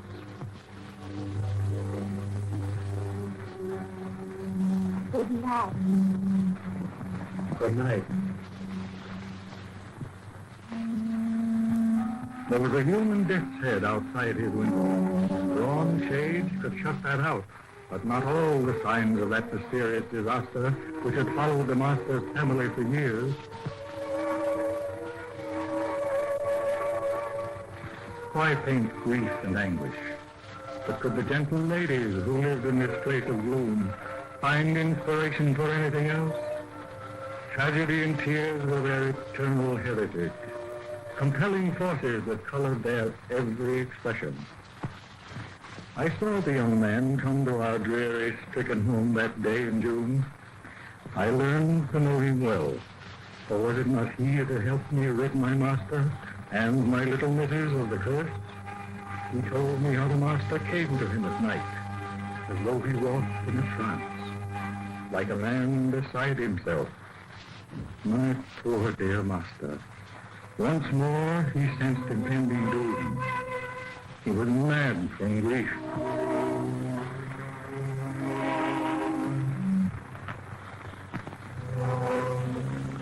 Who are you? Quiet.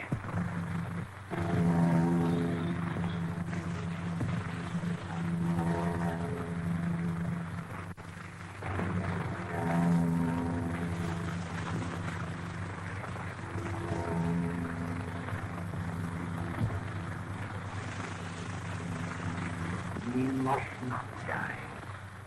You hear?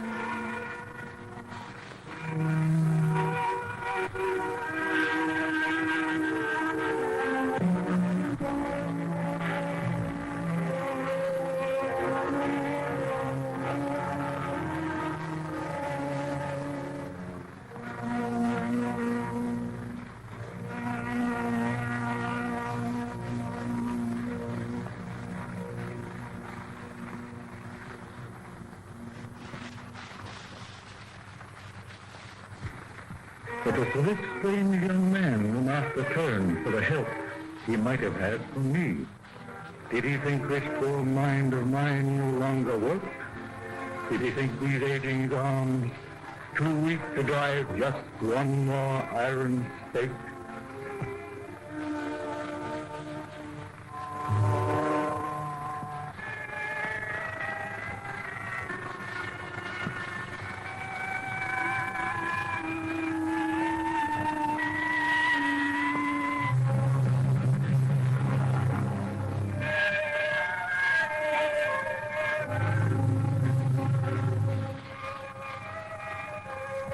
All too often had the master seen his precious flowers fade. There was no security for those he loved, and no peace for him. The blows that fell, the blows his watchful eyes could not prevent. They were struck by vengeful hands from another world. The wounds are almost healed. Yes.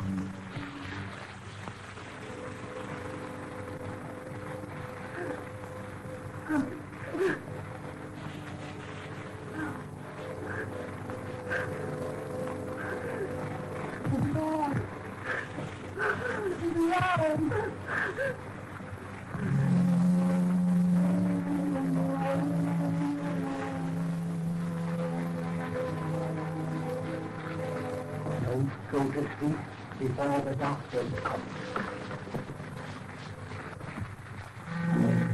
Night in any quiet countryside, to unaccustomed ears, is a time of eerie sounds. The hoot of a harmless owl can be a foreboding thing. The voice of a frightened child may shriek in the chirp of a happy cricket.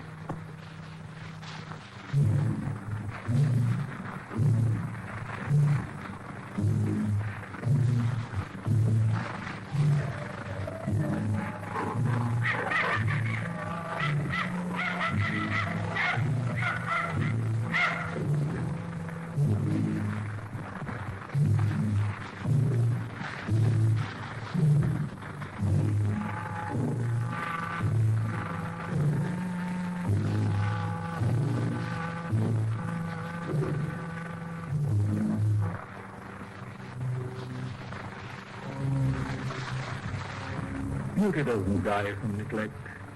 It only changes form. The lakes and boats of Coton-Pierre will never lose their charm as long as the moon looks down. Mere decay isn't sinister.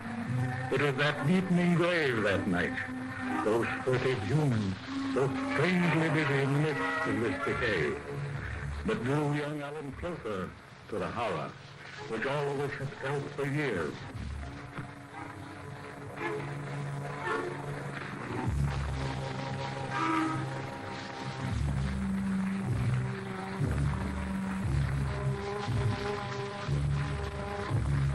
Try the peg-legged soldier with a gun, slow and silent in these crumbling ruins.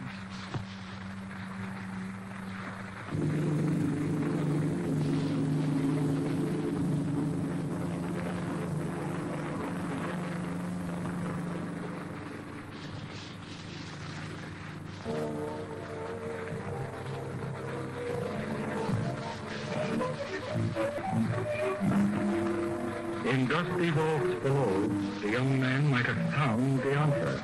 A frightful half-world of Satan's building, souls held captive through supernatural power, miserable puppets forever swirling in that damning dance of death.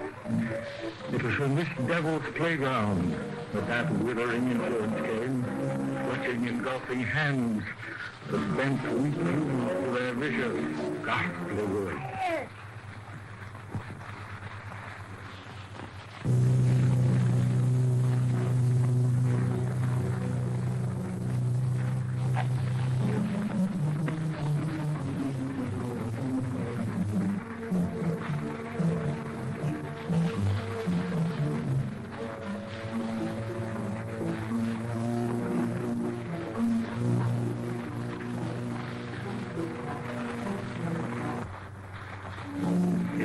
The vaults of the castle were indeed ghostly haunts, no less terrifying were the signs of what the humans did there. Ghosts and spirits don't work earthly tools.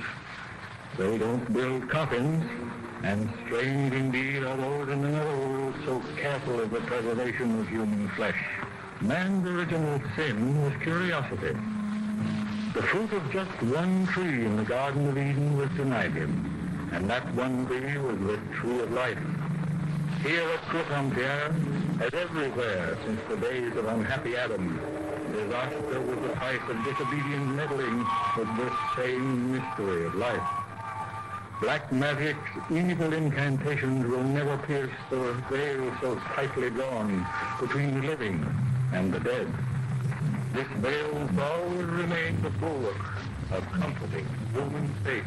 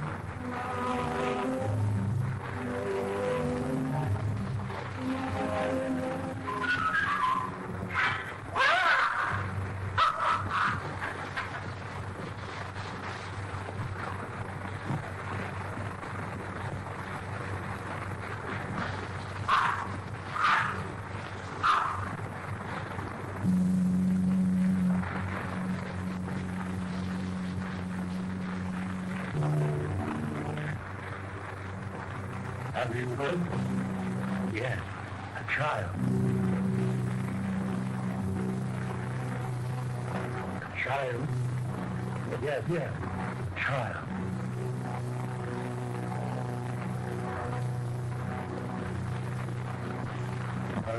No child here.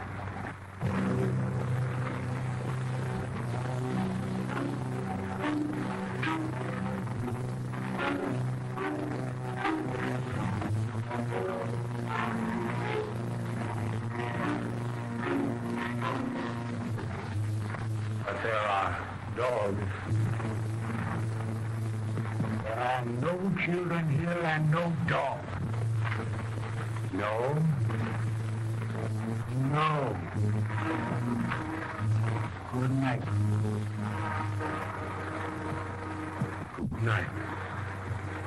Here then was another rendezvous. More and still more human victims were needed. More and still more fresh graves must be filled. But Pierre had given bountifully across the years. But the hand of Satan was clutching again at the castle. Rampant once more was this dog-brained creature, human in form, but strangely suggestive of another world. Returned from a dark, cold grave to force her on the holy will on humans caught in her net to feed her terrible desire for blood.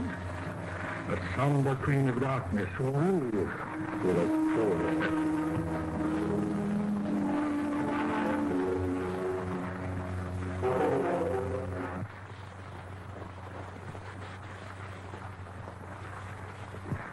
The boy was in the garden when the dead curse struck again. As always, there was that same sense of impending doom. As always, the blow was delivered by human hands. But the force behind it came from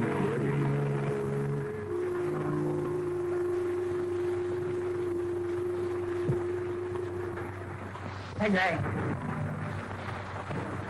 come here.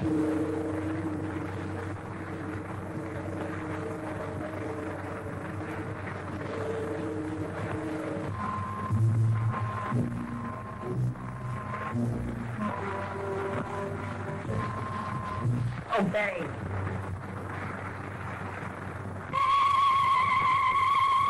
Pegleg pulled the trigger. But the impulse, command, was infinitely beyond his poor, dull, baffled will to resist.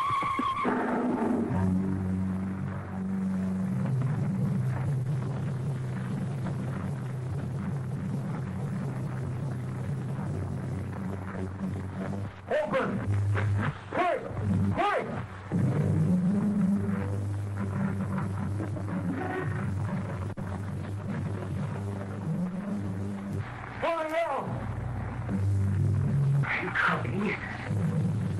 I'm coming.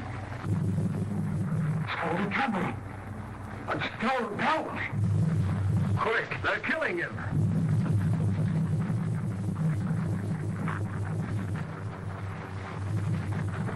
I'm afraid.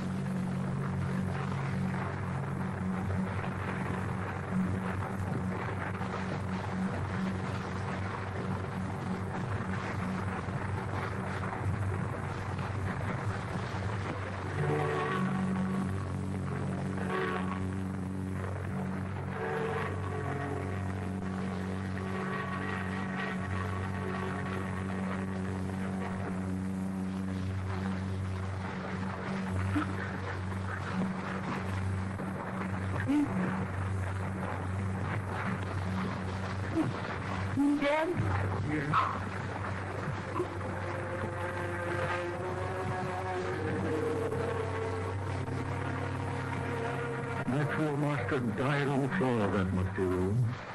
As I saw him lying there, bathed in his ebbing blood, I recalled the long, mysterious hours he had spent alone in this very chamber, with his books and his writing. Slow, insidious, creeping death, from a cause none could explain, was no stranger to our little community. But why had that rifle barked out from the blackness of the night? The master had no enemies. He was gentle, good, kind, loving to all those about him, more than considerate of everyone who knew him. I knew the church was somehow to blame. In this new form of attack was someone or something fighting back in desperation at the years of effort the master had spent in finding out what to do to save all of us from this sinister power.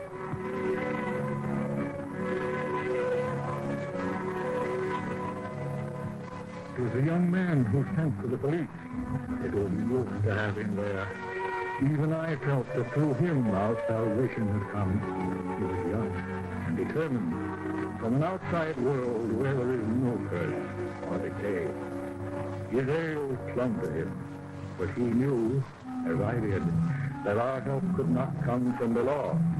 The master had known that too. The whispered tales of Coton-Pierre posed a problem no mere gendarme could solve.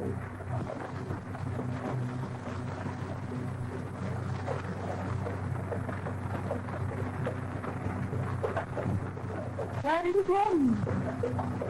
To the police.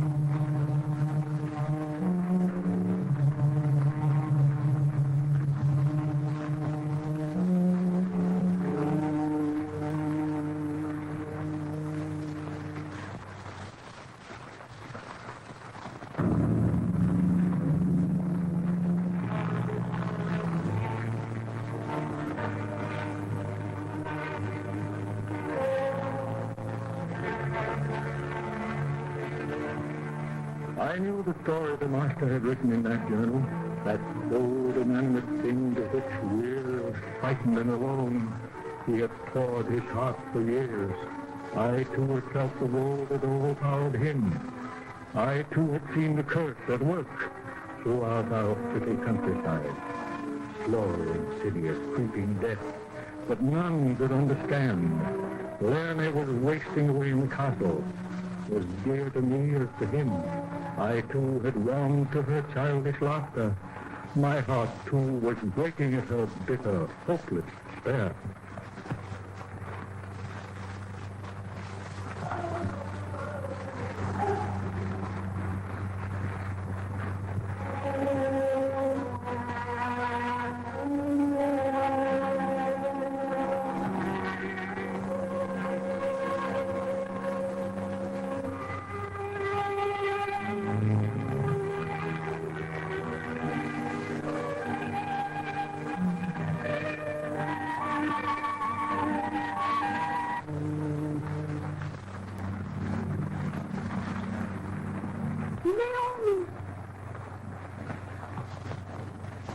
Where?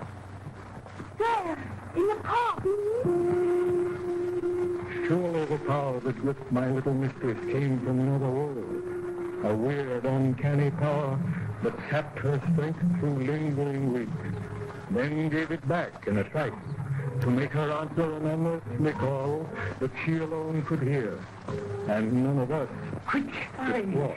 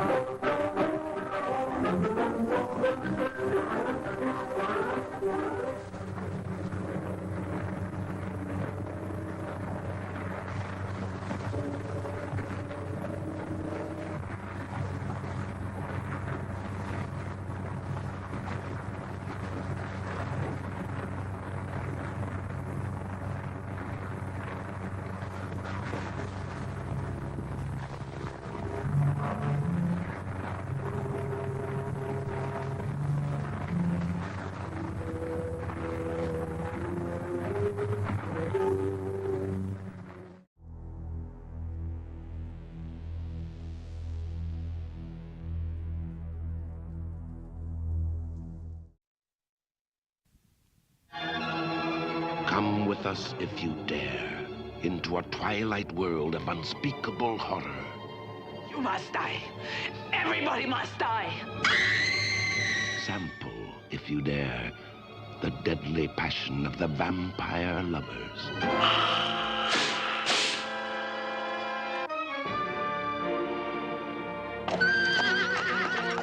The vampire lovers. Perverted creatures of the night find their victims everywhere.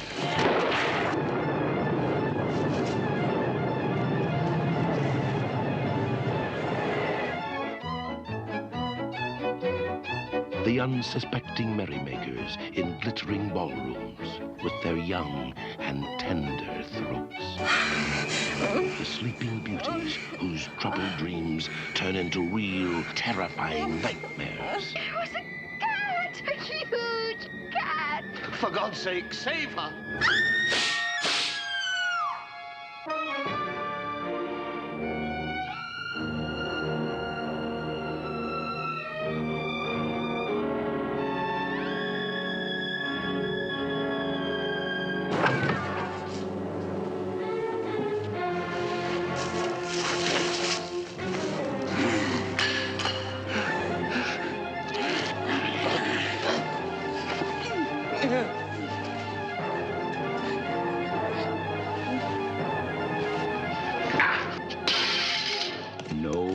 For the vampire lovers.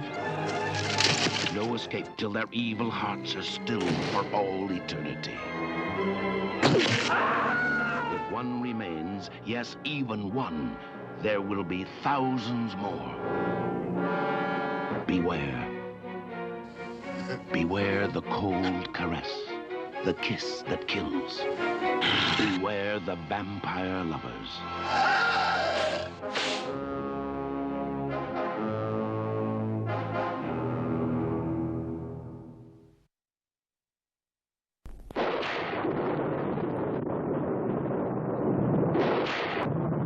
If the very thought of vampires makes your flesh creep. We call them the undead, sir. They're vampires. If you think all vampires are ugly creatures of the night, then you're in for a shattering surprise.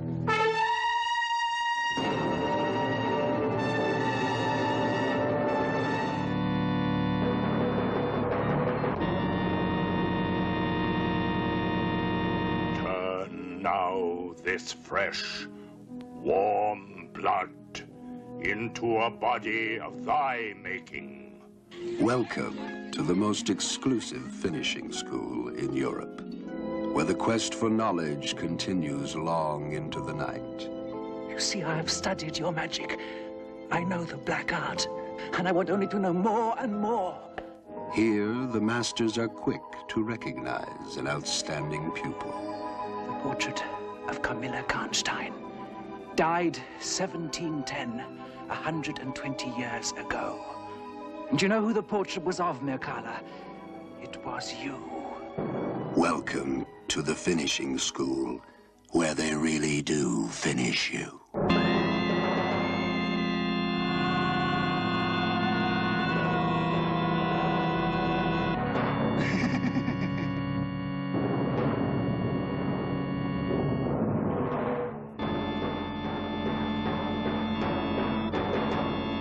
I spent the whole of last night going through Giles's researches. And believe me, they are powerful evidence. Evidence? Of what? That you are a vampire. You say that. And tell me you love me. Prove to me that you're not. Love me. Silently stealing, so concealing, two hearts suddenly feeling.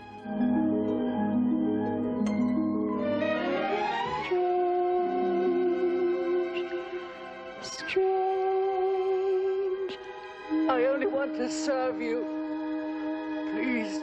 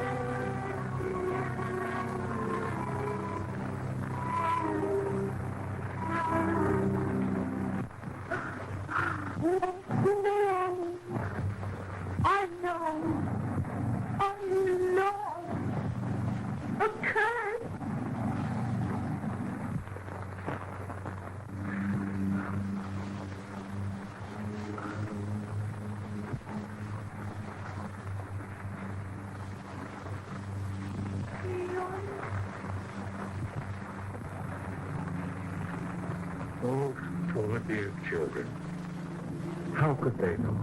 Nursed at the same dear mother's breast, happy together in their childhood play, sharing each other's trails, loving each other through the years with touching devotion until the curse of Cousin Pierre struck. Now one fired with bloodlust under the vampire's will, hovering on the brink of an earthly grave, from which she, like her cold mistress, were destined to roam in restless search for the precious life stream of which she had been robbed. The other gentle girl, bewildered at this monstrous change, cowering, cringing always, or at the satanic that fought for Satan.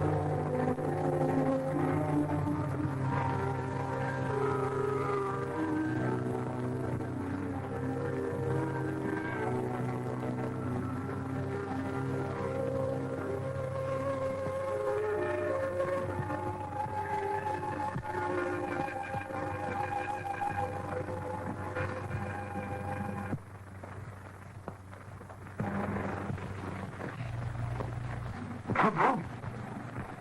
The fun is back. You've been very patient with my ramblings, sir. You say you've heard the vampire tale before. You say you can't believe it. Perhaps. But what happened here at Cote-en-Pierre, and it was not so long ago, burned into my very soul. And it must have been the white-hot iron of truth. Heavens.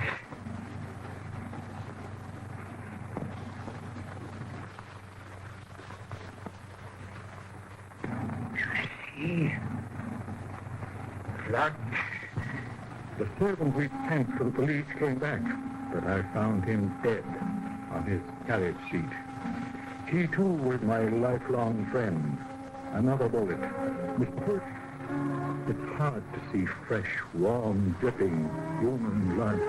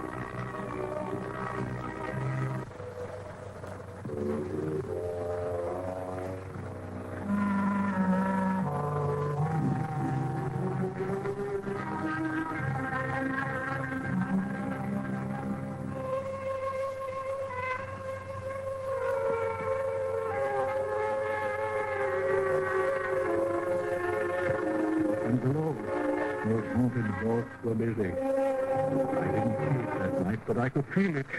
I know now that the one sense a vampire keeps longest is that of surpassing cunning. Blows were falling fast. The master's journal and the young man, free of her power, had numbered this demon's days.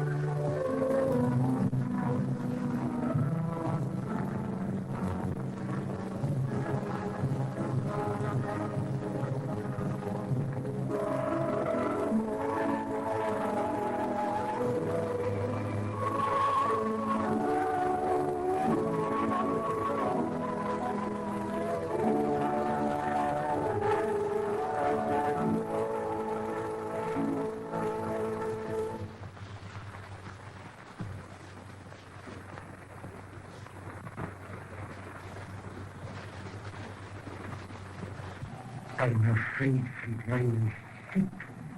We'll see what we can do. She has another of those wounds on her neck.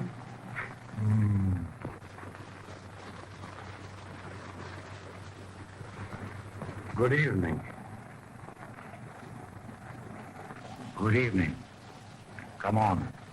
I'll never cease thanking God for the courage of that young stranger who had happened into our midst. Our troubles were not his. He had an easy means of escape, and surely he saw enough horror in his first few hours to justify his taking it.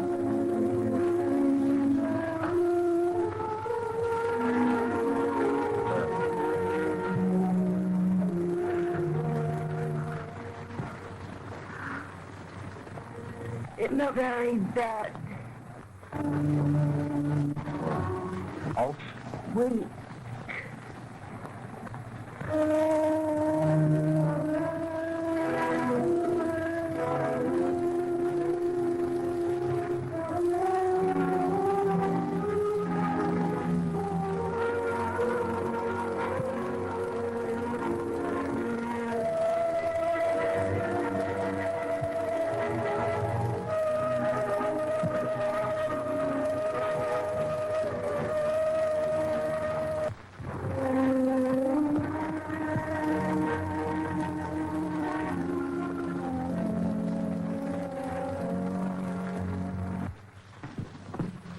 Why didn't the doctor only come tonight?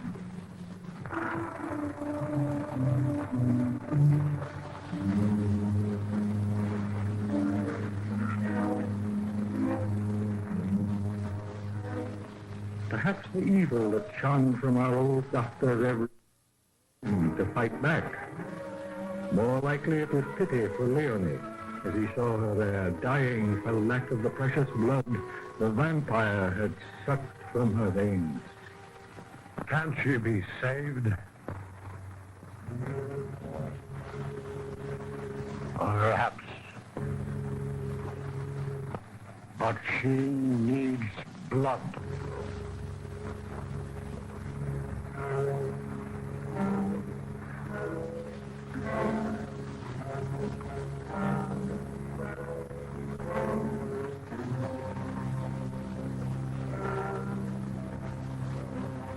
And, of course, human blood. You want to give her some of your blood?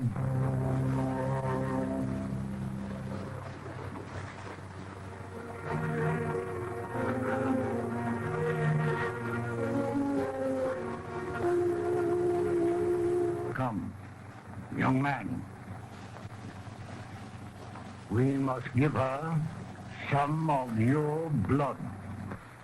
Certainly none but a hero, as real as the ones in shiny armor, that stalked these same castle walls in their earlier days of glory, would have bared his arm to this foul-surged such, even for beauty in distress.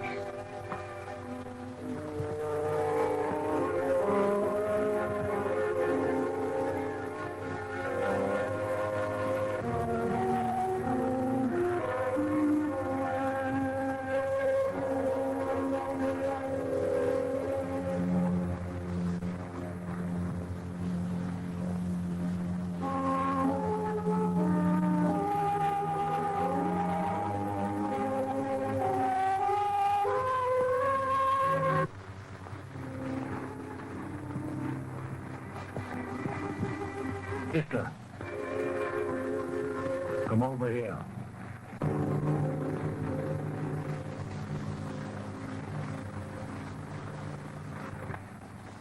You can go to sleep. Huh? You hear me? In the years that have passed, I have often wondered why my dear dead master didn't confide in me. I was not under the vampire's power. Maybe he didn't know. His trust had been all too often betrayed. If he'd only told me what he told his precious journal. It was not too much for even me, old as I was, to save Leonie from suicide, and I could have stopped the vampire's hideous crimes long, long before. had I only known how.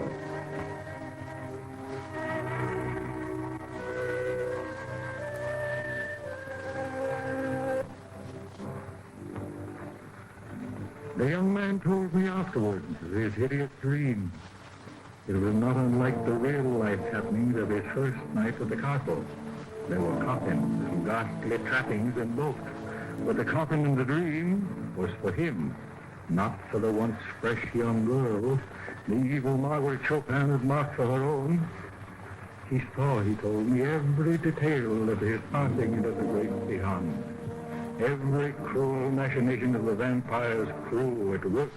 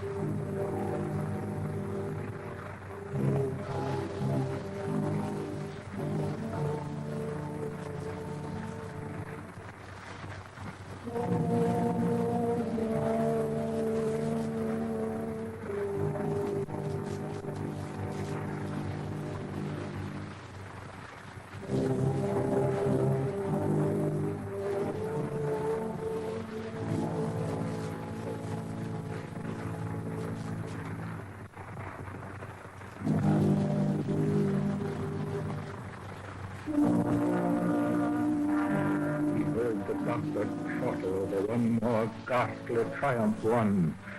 He saw his coffin closed.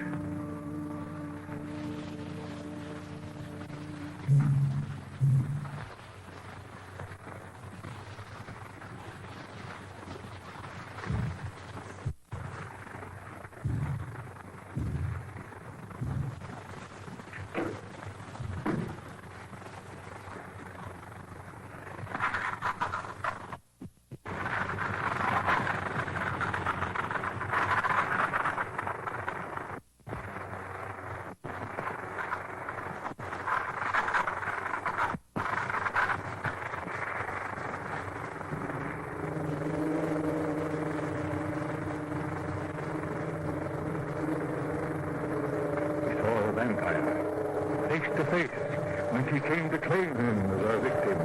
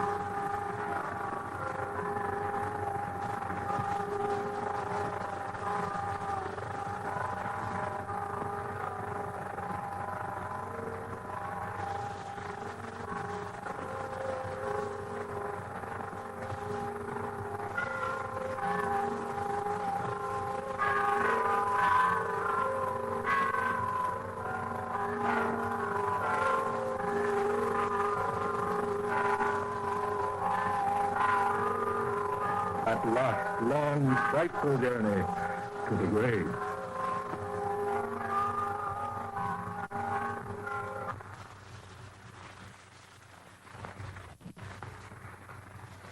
Doctor. What's the matter? I'm losing blood. Nonsense. Your blood's right here.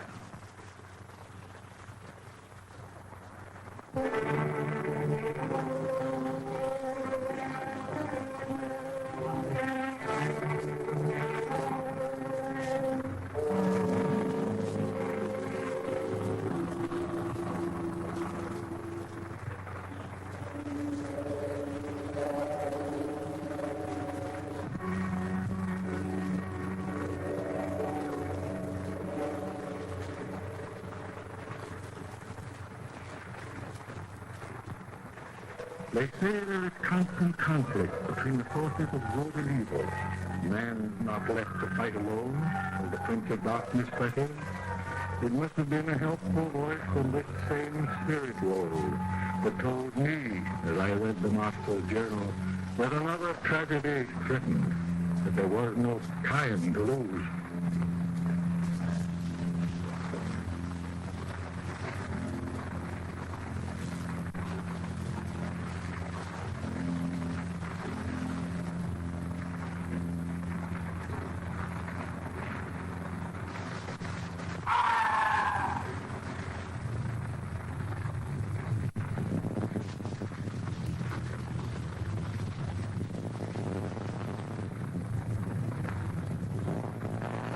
Flickering back to consciousness, the young man's unnatural sleep filled with trouble.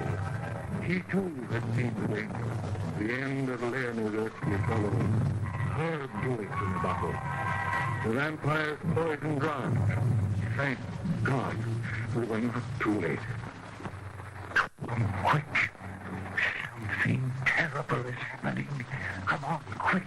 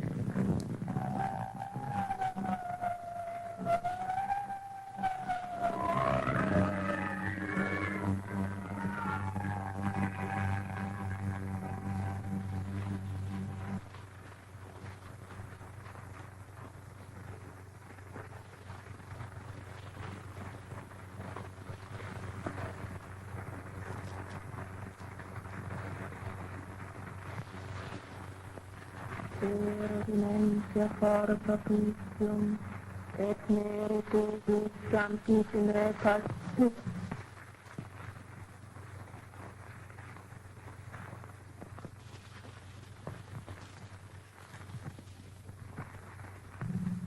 I'm going to die. Okay. My God, my God, et meritus sanctissime pastis.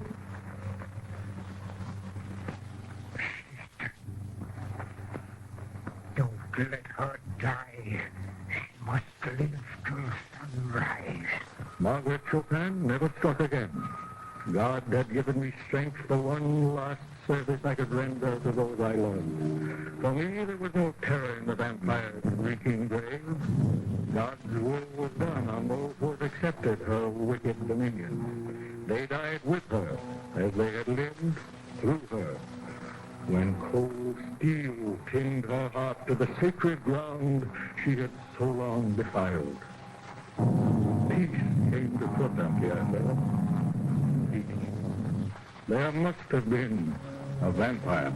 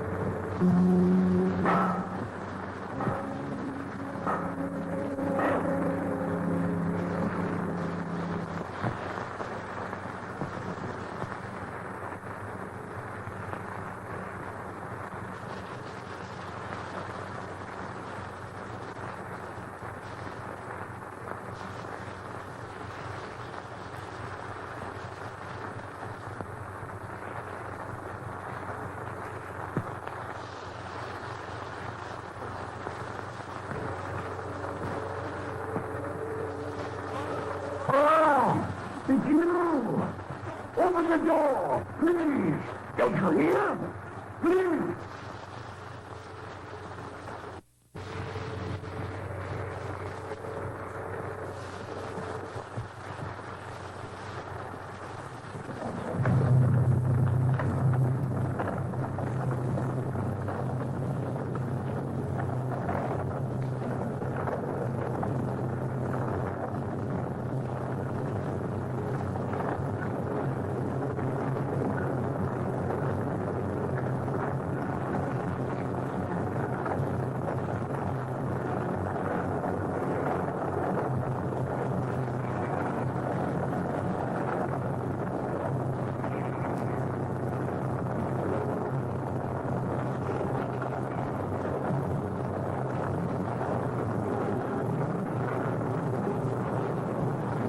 Open the door!